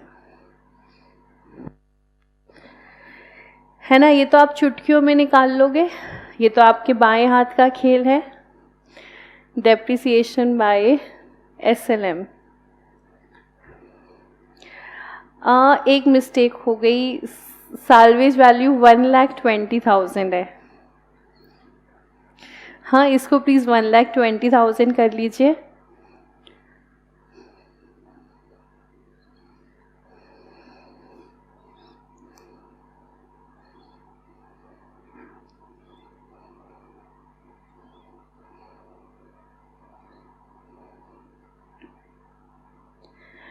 तो SLM डेप्रिसिएशन सभी ने निकाल लिया है 4 लाख रुपीज़।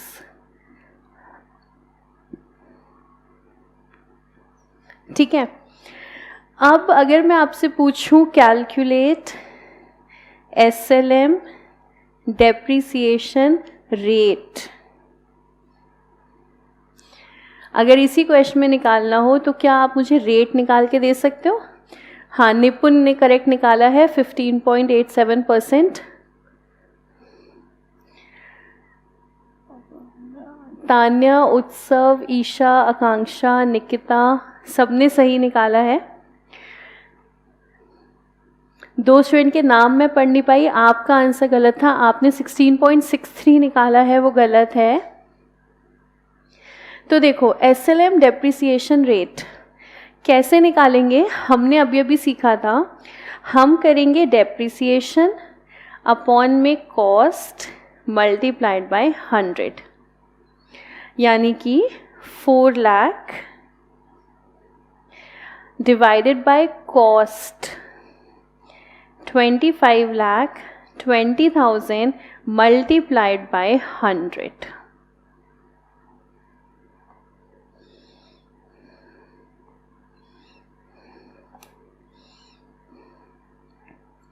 तो 15.87% है, मैं वैसे पूरा लिख रही हूँ 3015,873। ठीक है, एक बार मैंने लिख दिया, वैसे हम 2 प्लेसेस लेंगे 15.87%।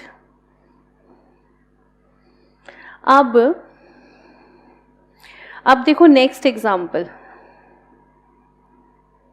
आपके डाउट्स थोड़ी देर में लेती हूँ मैं, मुझे पता है यहाँ पे कुछ डाउट कुछ बच्चों को आ रहा है, मुझे आपका डाउट भी पता है, थोड़ा सा सब्र रखना।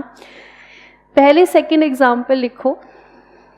सेकंड एग्जाम्पल है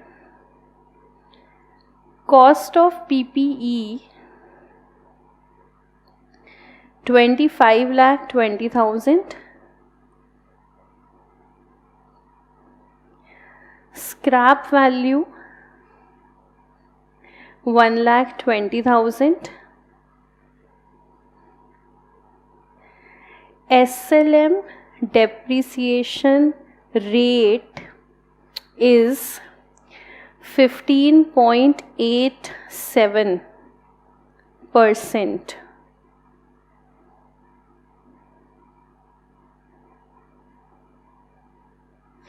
और आपसे कहा है कैलकुलेट SLM डेप्रिसिएशन।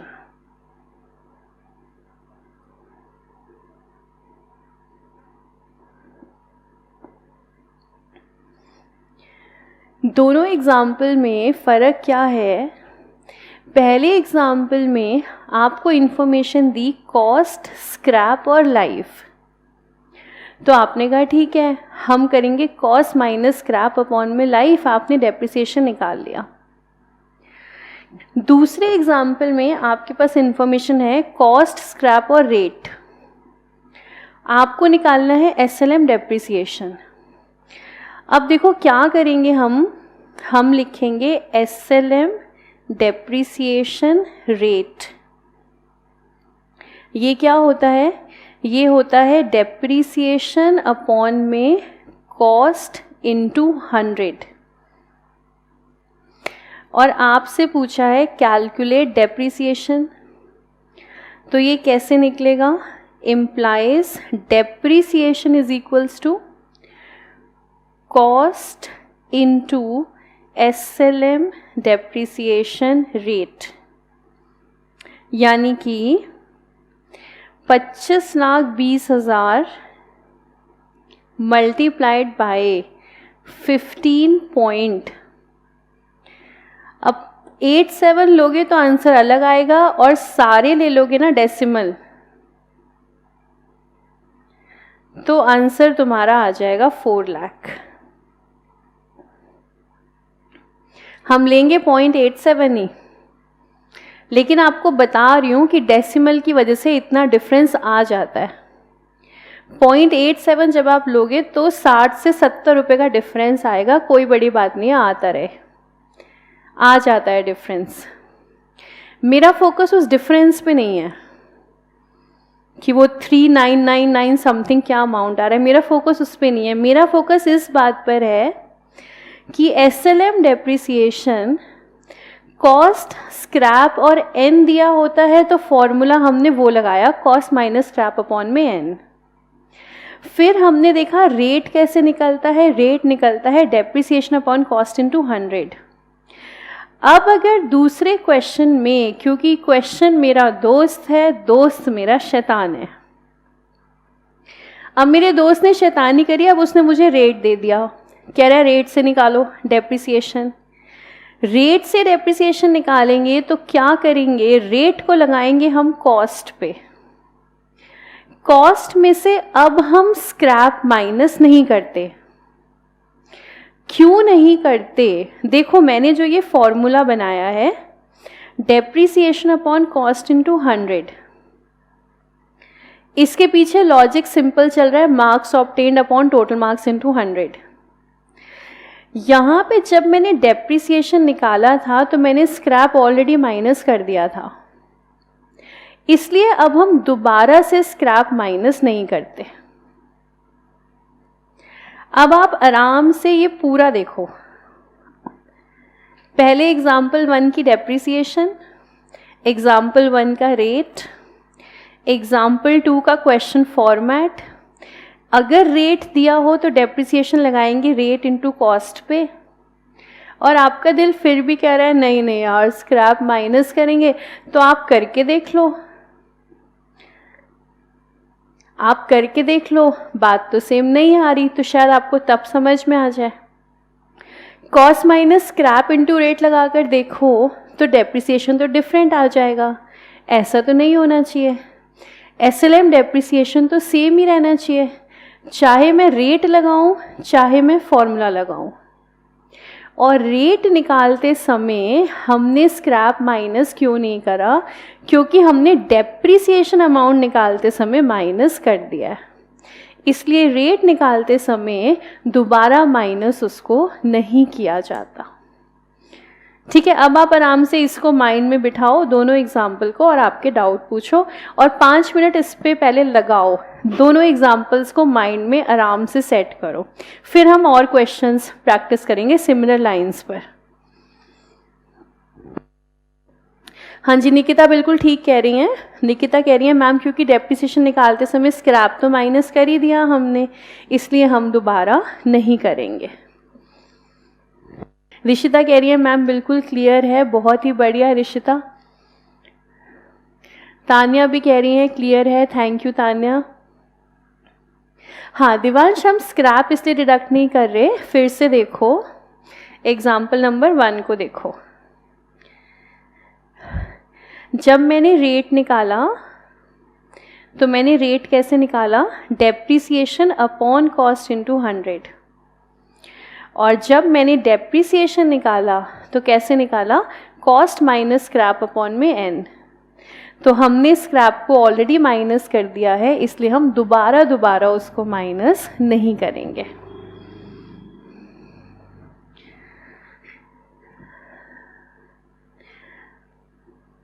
अमन का डाउट आ रहा है एग्जाम में सिर्फ रेट लिखा है तो हम यही अज्यूम कर लें कि स्क्रैप माइनस करके रेट दे रखा है।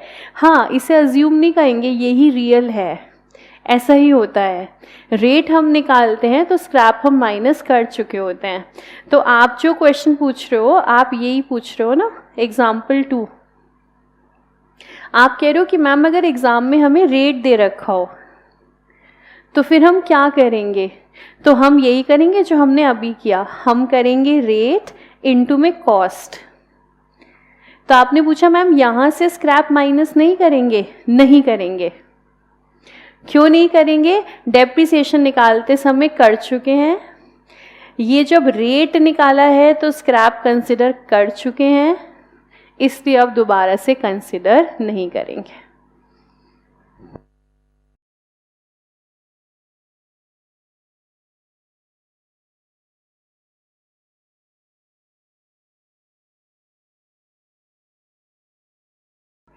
हाँ जी, गुरु सेवक का डाउट बिल्कुल सही है। कह रहे हैं मैम इसका मतलब तो ये हुआ, इसका मतलब ये हुआ इस क्वेश्चन के अंदर जब हमें स्क्रैप मिला है, सभी ध्यान से सुनना, कह रहे हैं मैम इसका मतलब ये हुआ एग्जाम्पल नंबर 2 के अंदर हमें जो स्क्रैप दिया है वो तो हमारे किसी काम का नहीं है। बिल्कुल सही बात है, हमारे किसी काम का नहीं है। और आगे भी लिखा है मैम इसका मतलब हमें कंफ्यूज करने के लिए दिया है 100%, क्योंकि आपका दोस्त कैसा है, शैतान। और आपके दोस्त को ना आपकी कमज़ोरी पता है, दोस्तों को पता होती है ना हमारी कमज़ोरी। आपकी कमज़ोरी क्या है कि अगर इन्फॉर्मेशन है ना तो आपका दिल एक ही बात कहता है, यूज़ कर ले, इस इन्फॉर्मेशन को कर ले, है ना। वही ध्यान रखना है कि कौन सी इन्फॉर्मेशन इररेलेवेंट है। इस क्वेश्चन के अंदर जहाँ SLM डेप्रिसिएशन रेट है, रेट सीधा लगाना है कॉस्ट पे, स्क्रैप दिया हुआ है तो बेकार इन्फॉर्मेशन है, हमारे किसी काम की नहीं, इग्नोर करो। लेकिन आपका दिल क्या कहेगा, यूज़ कर लो, यूज़ कर लो, कुछ तो कर लो। तो अपने दिल को कह देना क्या कि दिल संभल जा ज़रा, फिर गलती करने चला है तू। ठीक है, तो गुरुसेवक ये अच्छा हो गया, आपने अच्छा डाउट पूछ लिया, सबको समझ में आ गया। इस क्वेश्चन में स्क्रैप है तो इसका मतलब उसको इग्नोर करो।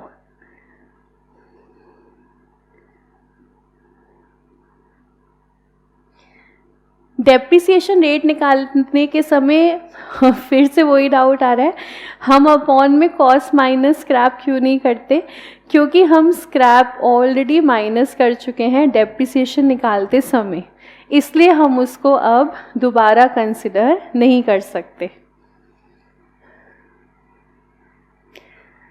पीयूष आप बोल रहे हो SLM में एसेट की वैल्यू लास्ट ईयर में क्या नील हो जाएगी? नहीं होएगी, हमने अभी चेक करी है ये चीज़, है ना, हमने अभी चेक करा। ये फॉर्मूले के पीछे लॉजिक ही ये है कि नील ना हो। नील हो सकती है सिर्फ एक ही केस में।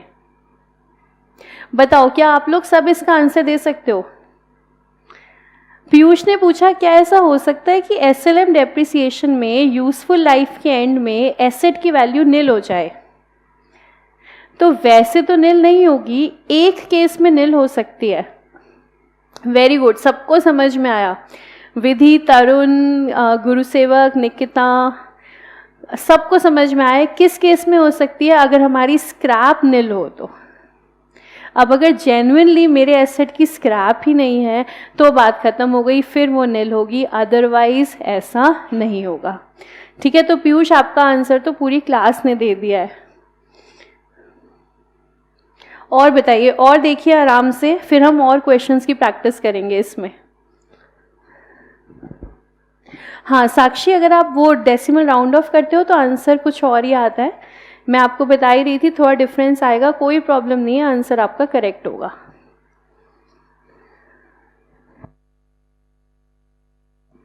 अच्छा, फिर आपके ना बहुत सारे डाउट अब ये आ रहे हैं कि अब हमारे पास एसेट ना हो तो हम एस्टिमेट कैसे लगाएंगे, किसी और के पास भी एसेट ना हो। तो देखो आपको एक चीज़ बताती हूँ मैं, एक कोर्स है जिसका नाम ये आपने सुना होगा, एक्चुरियल वैल्यूएशन। आपके शायद कुछ फ्रेंड्स कर भी रहे हो एक्चुरियल वैल्यूएशन। ये जो कोर्स होता है ना, ये हमें सिखाता है एस्टिमेट्स करना। मैम सिर्फ एस्टिमेट करने के लिए कोर्स बना हुआ है? हाँ। क्यों बना हुआ है? क्योंकि भैया इंश्योरेंस का सारा बिजनेस एस्टिमेट पे चलता है, सारा का सारा। इंश्योरेंस कंपनीज, उनका काम ही एस्टिमेट पे चलता है। तो ये प्रॉपरली एक फील्ड है एस्टिमेट्स की। तो अब आप इतने सारे ना मुझसे अलग अलग पूछ रहे हो कि अगर ये एस्टिमेट ना पता चले, ना पता चले। अगर आपको ना पता चले, आप एक्चुरियल वैल्यूअर के पास चले जाओ कि भाई ये मेरा एसेट है, इसकी स्क्रैप एस्टिमेट कर दो। वो आपको एस्टिमेट करके देंगे, जो वो देंगे वो एक्सेप्टेबल है, क्योंकि आपने प्रोफेशनल से स्क्रैप को एस्टिमेट करवाया हुआ है। तो इसलिए ये वाली प्रॉब्लम आपको नहीं आएगी।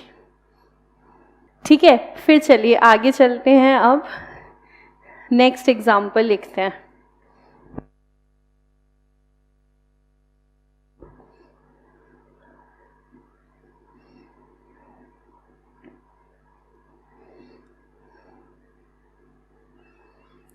Next example, cost of PPE 25 lakh, scrap 5 lakh, SLM depreciation rate is 20%. Calculate SLM depreciation.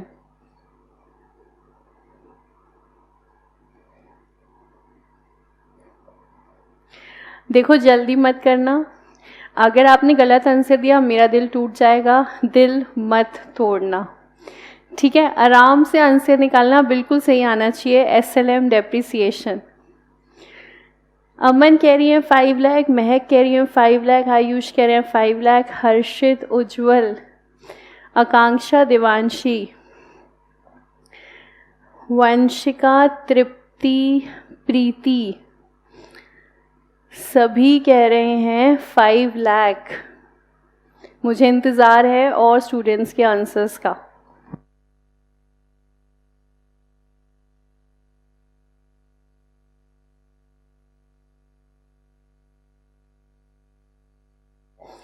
Deepika, Rishita, Mukul, सक्षम, सभी कह रहे हैं 5 लाख। थैंक यू, किसी ने दिल नहीं तोड़ा और उम्मीद करती हूँ सबका आंसर यही आया होगा। किसी से फिर भी गलती हो गई हो तो वापस देख लो। SLM डेप्रिसिएशन, जब रेट दिया हुआ है तो क्या करना है, depreciation rate multiplied by original cost. तो SLM डेप्रिसिएशन आ गई हमारी 5 लाख। फिर कहीं तुम्हारा दिल कह रहा है इस इंफॉर्मेशन को यूज़ कर लो, तो क्या कह देना, इग्नोर करो, ये हमारे किसी काम की नहीं। सो SLM depreciation is 5 lakh. Next example,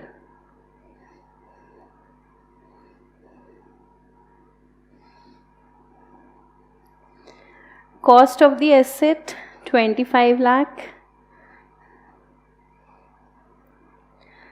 scrap value 5 lakh, years of useful life 4 years,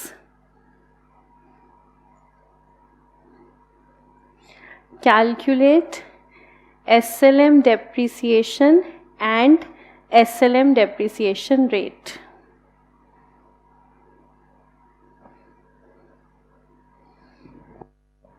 दोनों चीज़ें कैलकुलेट करनी है, डेप्रिसिएशन और रेट।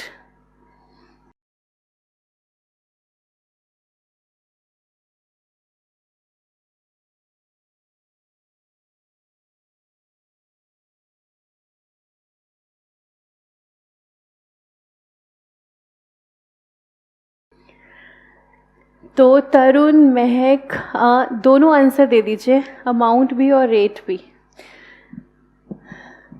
तो कनिका, उदित, यश सब कह रहे हैं डेप्रिसिएशन 5 लाख,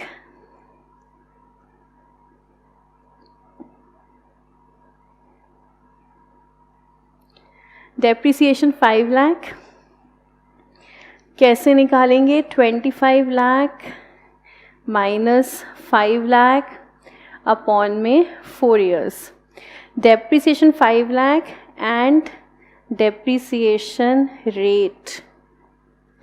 तो सभी का आंसर आ रहा है 20%। कैसे निकाला, 5 लाख की डेप्रिसिएशन अपॉन में कॉस्ट करेंगे 25 लाख मल्टीप्लाइड बाय 100। तो ये जो आपका दोस्त है डेप्रिसिएशन अकाउंटिंग, इस दोस्त से SLM के केस में बच के रहना, सतर्क रहना एकदम। रेट दिया है तो कॉस्ट पे लगाएंगे, और यूज़फुल लाइफ, कॉस्ट और स्क्रैप दिया है, तो फिर हम कॉस्ट माइनस स्क्रैप अपॉन में n कर देंगे। ठीक है, अब कुछ खुराफाती बच्चों के मन में ये सवाल आता है, मैम मान लो हमें कॉस्ट भी दिया हो, स्क्रैप भी दिया हो, लाइफ भी दी हो, रेट भी दिया हो। हाँ आ गया मैम, मेरे मन में यही था। अब हम क्या करेंगे? अगर हमें कॉस्ट भी दिया है, स्क्रैप भी दिया है, लाइफ भी दिया है, रेट भी दिया है, तो हम क्या करेंगे? देखो वैसे तो ऐसा होगा नहीं, ठीक है, फिर भी तुम्हारी बात मान लूँ हो जाए, उस केस में हम क्या करेंगे? हम प्रेफरेंस हमेशा देते हैं रेट को। तो अगर रेट हमारे पास क्वेश्चन में है तो हम सीधा सीधा करेंगे SLM depreciation rate multiplied by cost. वैसे ऐसा होता नहीं है, लेकिन अगर हो जाए तो रेट इनटू कॉस्ट, इसका मतलब उस केस में ये इन्फॉर्मेशन बेकार है हमारे लिए। ना स्क्रैप किसी काम का है, ना लाइफ किसी काम का है, सीधा लगाएंगे रेट इनटू में कॉस्ट। अब मानव पूछ रहे हैं क्या एग्जाम में हमें पहले फॉर्मूला लिखना है? हाँ, पेपर में पहले आपको फॉर्मूला लिखना है। मतलब या तो आप लिखोगे कॉस्ट माइनस स्क्रैप अपॉन में n, और फिर नेक्स्ट लाइन में अमाउंट्स लिखोगे, और या फिर लिखोगे SLM depreciation rate into cost, और फिर नेक्स्ट लाइन में अमाउंट। फॉर्मूला आपको डेप्रिसिएशन के केस में लिखना है, पेपर में क्वेश्चन के अंदर लिखना है। बारी बारी लिखने की ज़रूरत नहीं है, लेकिन एक बार ज़रूर लिखना है। तृष्णा कह रही है मैम मेरा डाउट रह गया, तो शायद आपका डाउट हो सकता है कि काफ़ी ऊपर चला गया हो। तो तृष्णा आप दोबारा से पूछ लो, क्या डाउट था आपका? हाँ निकिता, वैसे आंसर सेम आएगा, लेकिन अगर क्वेश्चन बनने में कोई डिफ़ॉल्ट रह गया है फिर उस केस में वो डिफरेंट हो जाएगा।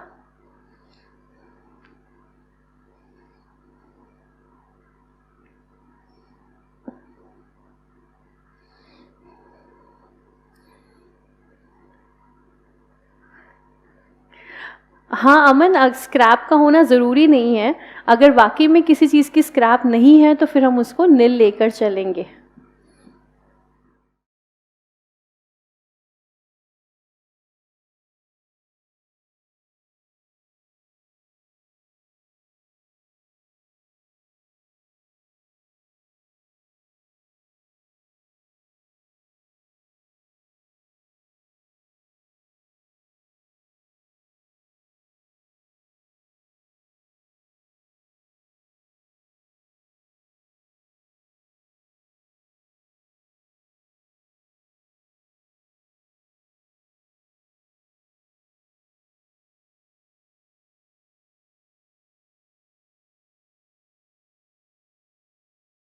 ठीक है, और अब जो वो प्रीवियस डाउट था जिसमें जर्नल एंट्री से एक डाउट आ रहा था, हम उसी को कंटिन्यू कर रहे हैं नेक्स्ट एग्जाम्पल में। तो नेक्स्ट एग्जाम्पल में हम डेप्रिसिएशन अमाउंट के साथ साथ ज़रा जर्नल एंट्री भी सीखते हैं डेप्रिसिएशन की। तो पहले हम क्वेश्चन लिख देते हैं।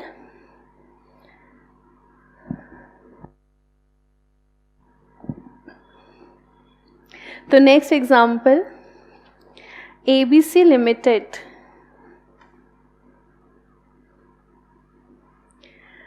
acquired a machine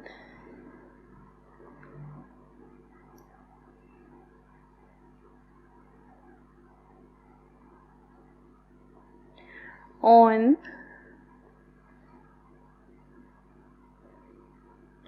1st July 19 at a cost of 14 lakh and spent rupees 1 lakh on its installation.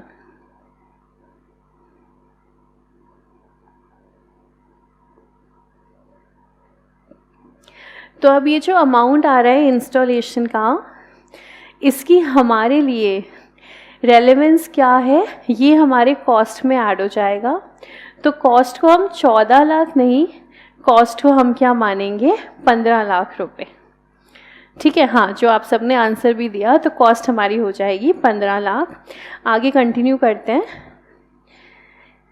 It rights of depreciation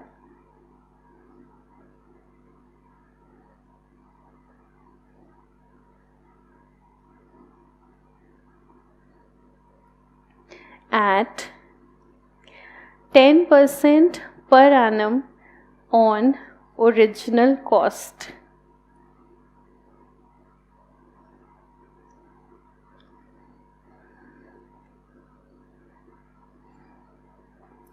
अब जब भी क्वेश्चन कहेगा ना 10% per annum on original cost, तो यहाँ से आप समझ जाना मेथड हमारा है SLM।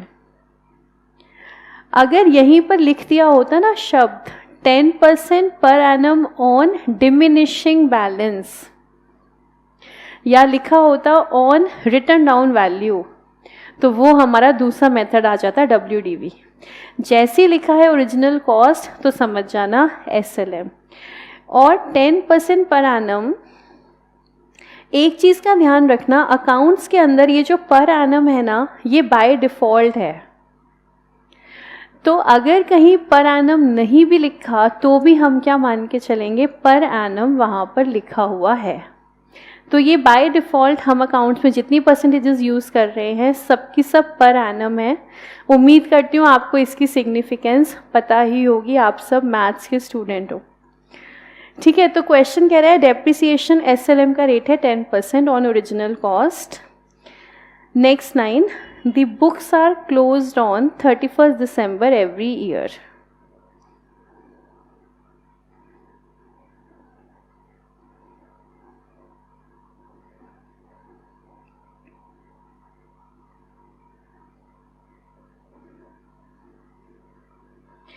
Prepare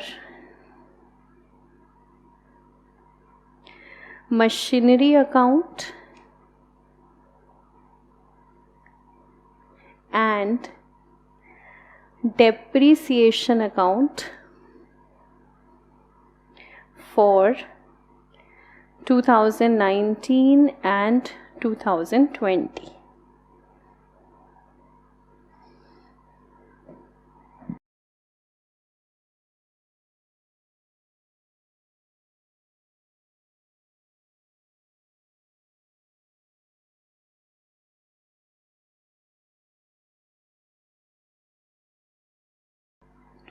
अब क्वेश्चन फॉर्मेट बदल गया। अभी तक आपसे सिर्फ डेप्रिसिएशन अमाउंट पूछ रहे थे, अब कह रहे हैं आप अकाउंट बनाओ, क्योंकि जब आप अकाउंट बनाओगे तो डेप्रिसिएशन तो आप अपने आप निकालोगे। अब जो हमारे अकाउंट्स हम बनाते हैं, अकाउंटिंग, तो अभी हम लोग देख रहे थे अकाउंट्स को बनाने का प्रोसेस। तो सबसे पहले आता है रिकॉर्डिंग, रिकॉर्डिंग के बाद आता है क्लासिफाइंग। रिकॉर्डिंग है जर्नल में, क्लासिफाइंग है लेजर में। तो हमें अगर किसी भी क्वेश्चन में अकाउंट बनाना है तो माइंड में सबसे पहले जर्नल एंट्रीज क्लियर होनी चाहिए। अगर जर्नल एंट्री सही है तो हमारा अकाउंट सही बनेगा। ठीक है, तो क्वेश्चन ने हमसे जर्नल एंट्री नहीं पूछी, हम अपनी अंडरस्टैंडिंग के लिए जर्नल एंट्री लिख रहे हैं। भाई 2019 में क्या एंट्री बनी होगी, एक ही तो ट्रांजैक्शन है मेरे पास, मैंने एसेट खरीदा है और कोई ट्रांजैक्शन नहीं है। तो 2019 में 1 जुलाई को जब हमने एसेट खरीदा तो हम एंट्री बनाएंगे machinery account debit to bank account.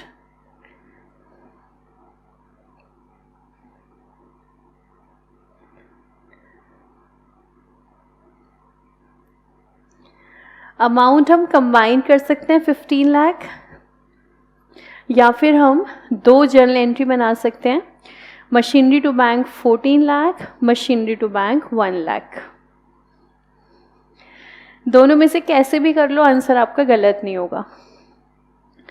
तो सबसे पहले 1 जुलाई 19 हमने एसेट खरीदा, हम बनाते हैं machinery account debit to bank.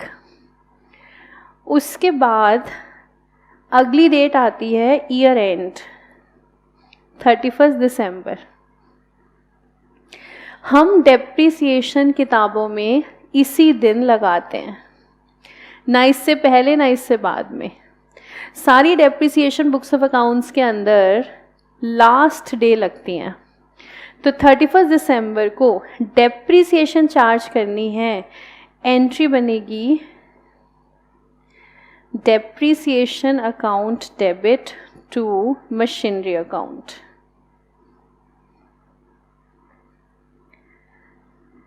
ठीक है, यहाँ पर हम निकालेंगे अमाउंट, जो आप में से कई बच्चे बहुत देर से पहले आंसर दे चुके हैं। ये अमाउंट है 75,000। कैसे निकाला हमने? मशीनरी की कॉस्ट 15 लाख, रेट है 10%, और अब यहाँ पर टाइम कंसिडर करना पड़ेगा। ये मशीनरी हमने 1 जुलाई को खरीदी है, 1 जनवरी को नहीं। और डेप्रिसिएशन का सीधा सीधा सिस्टम है, जितने टाइम के लिए एसेट आपके पास था उतने टाइम की कॉस्ट एलोकेट करो। चाहे वो एसेट आपने खरीदा हो, चाहे वो एसेट आपने बेचा हो। क्या ध्यान रखना है? कितने टाइम तक एसेट आपके साथ था, यानी कि एसेट और आपका साथ कितने वक्त का है। तो अब अगर मैं आपसे पूछूं 2019 में एसेट और हमारा साथ कितने महीने का था, तो भाई ये तो 6 मंथ्स का था, क्योंकि एसेट आया हमारे पास 1 जुलाई 19 में। तो 6 मंथ्स के हिसाब से डेप्रिसिएशन क्या लगा दी? 75,000। और उसके बाद इसी साल एक एंट्री और हो जाएगी, प्रॉफिट एंड लॉस अकाउंट। इसमें डेप्रिसिएशन ट्रांसफ़र कर देंगे।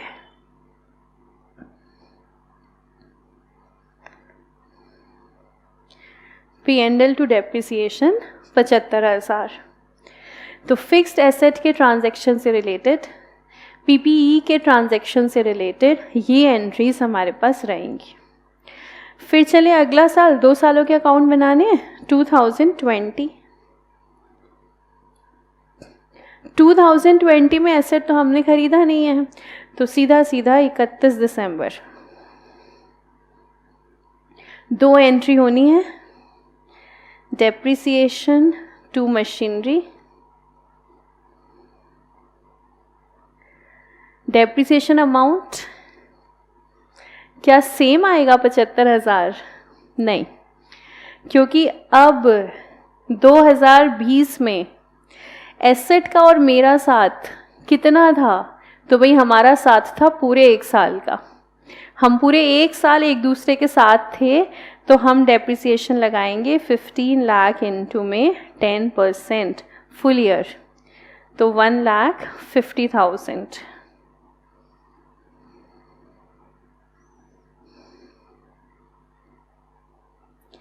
और उसके बाद इसी दिन P&L ट्रांसफ़र करेंगे।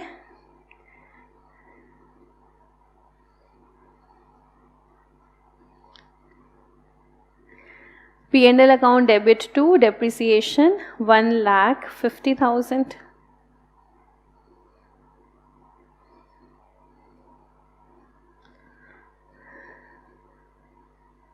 अब एक बार जर्नल एंट्रीज बन गई तो अकाउंट बनाना तो बहुत आसान है। 2 अकाउंट आपको बनाने हैं, मशीनरी अकाउंट और डेप्रिसिएशन अकाउंट। तो बनाइए, अकाउंट बनाना स्टार्ट कीजिए। जर्नल एंट्री में कोई डाउट हो तो आप पूछ लीजिए। अमन ने तो बैलेंस कैरेट डाउन भी निकाल कर दे दिया है 31 दिसंबर 20 का। वेरी गुड अमन। तो अमन ने तो क्वेश्चन सॉल्व कर लिया, अकाउंट बना लिया है, बैलेंस शीट ही निकाल दिया है। देखिए जर्नल एंट्री में और कोई डाउट? कोई डाउट नहीं है? तो कई बच्चे आगे बढ़ गए, उन्होंने अकाउंट बना भी लिया है।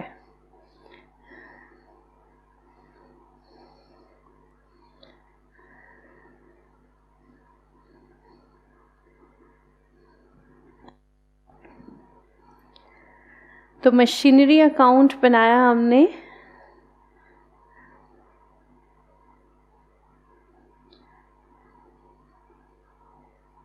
तो कुछ नहीं करना, जो जर्नल एंट्री है उसको पोस्ट कर देना है।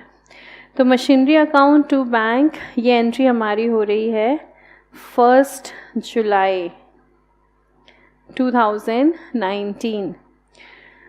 तो to bank amount is 15 lakh,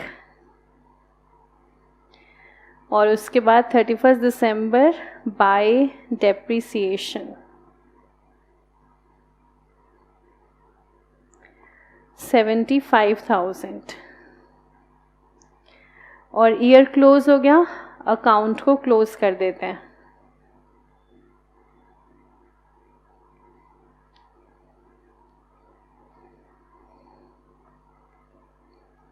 बच्चों वाला सवाल है, क्या बच्चों वाला सवाल पेपर में आता है? हाँ आता है, बिल्कुल आता है। हम यहाँ कोई टाइम पास नहीं कर रहे, जो क्वेश्चंस हम कर रहे हैं वो सब पेपर में आ सकते हैं। ठीक है, तो बैलेंस कैरेट डाउन 1425,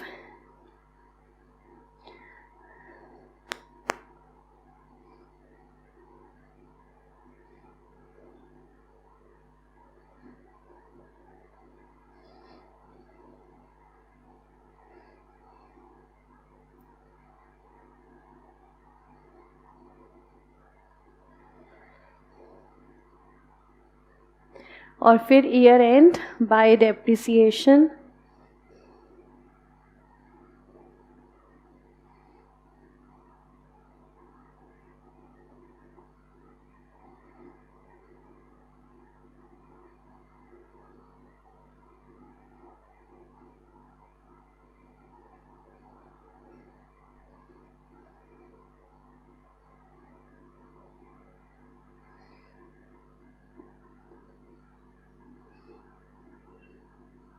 'छोटा सा हमारा अकाउंट है मशीनरी अकाउंट। नॉर्मली तो देखो, जो हमारा लेजर अकाउंट होता है ना, कोई भी, उसके अंदर ना 8 कॉलम्स होते हैं। नॉर्मली हमारे सारे लेजर अकाउंट्स के अंदर 8 कॉलम्स होते हैं। वो होते हैं date, particular, amount, journal folio, और सेम क्रेडिट साइड पर तो हमारे 8 कॉलम्स होते हैं। लेकिन जब आप ये क्वेश्चंस में अकाउंट बनाते हो तो सारे 8 की ज़रूरत नहीं है। अगर आप 6 कॉलम भी बनाओगे तो वो गलत नहीं माना जाता। 8 बना लो, बढ़िया है ही। लेकिन अगर आप जर्नल फोलियो स्किप भी कर देते हो तो उसके कोई मार्क्स आपके डिडक्ट नहीं होंगे।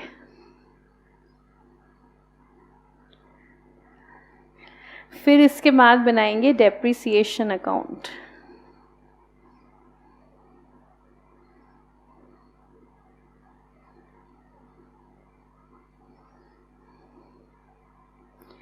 टू 2019 लास्ट डे,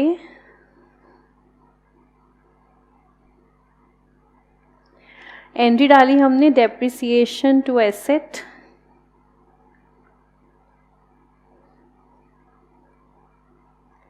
और फिर डाला हमने बाय P&L।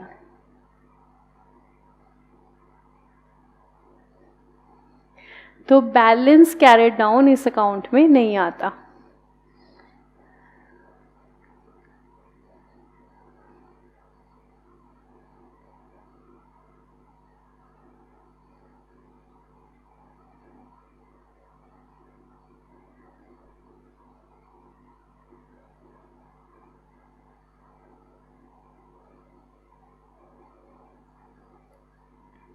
तो ये हमारे छोटे से दोनों अकाउंट कंप्लीट।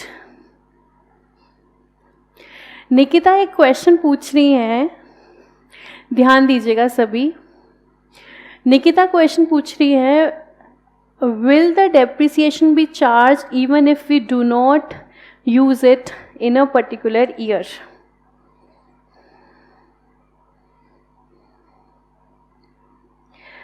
तो उम्मीद है आपका क्वेश्चन कंप्लीट हो गया होगा। तो इसके बाद एक नेक्स्ट लाइन लिखिएगा स्टार लगा के।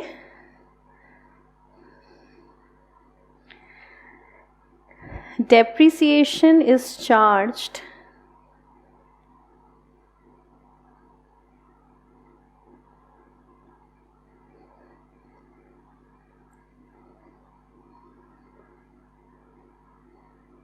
when the asset is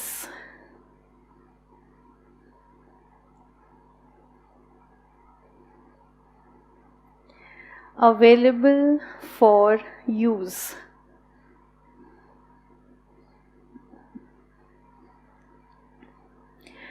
तो निकिता का डाउट ये था कि अगर हमने किसी साल एसेट को यूज़ नहीं किया तो क्या हम डेप्रिसिएशन चार्ज करेंगे।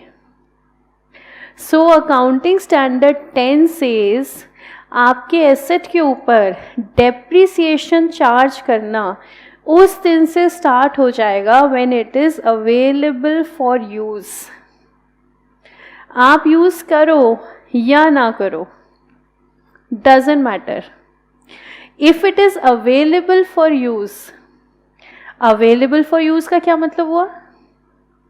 मतलब हम यूज़ कर सकते हैं। एसेट वर्किंग कंडीशन के अंदर है, आप यूज़ करो या आप यूज़ मत करो, doesn't matter. Asset available for use है तो उसके ऊपर डेप्रिसिएशन लगेगा। और ये जो प्रोविज़न है ये हमें फिर से इस बात को समझने में मदद करता है कि डेप्रिसिएशन का मतलब वियर एंड टियर नहीं होता। अगर वाकई में वियर एंड टियर होता फिर तो ये कॉन्सेप्ट नहीं आता, क्योंकि डेप्रिसिएशन का मतलब है allocation of cost. So AS 10 says सारे सालों में कॉस्ट एलोकेशन होगी। आप यूज़ करो, आप यूज़ मत करो, it doesn't matter. Asset use करने की पोजीशन में है, अब कॉस्ट एलोकेट होगी। कॉस्ट को एलोकेट होने से अब कोई नहीं रोक सकता।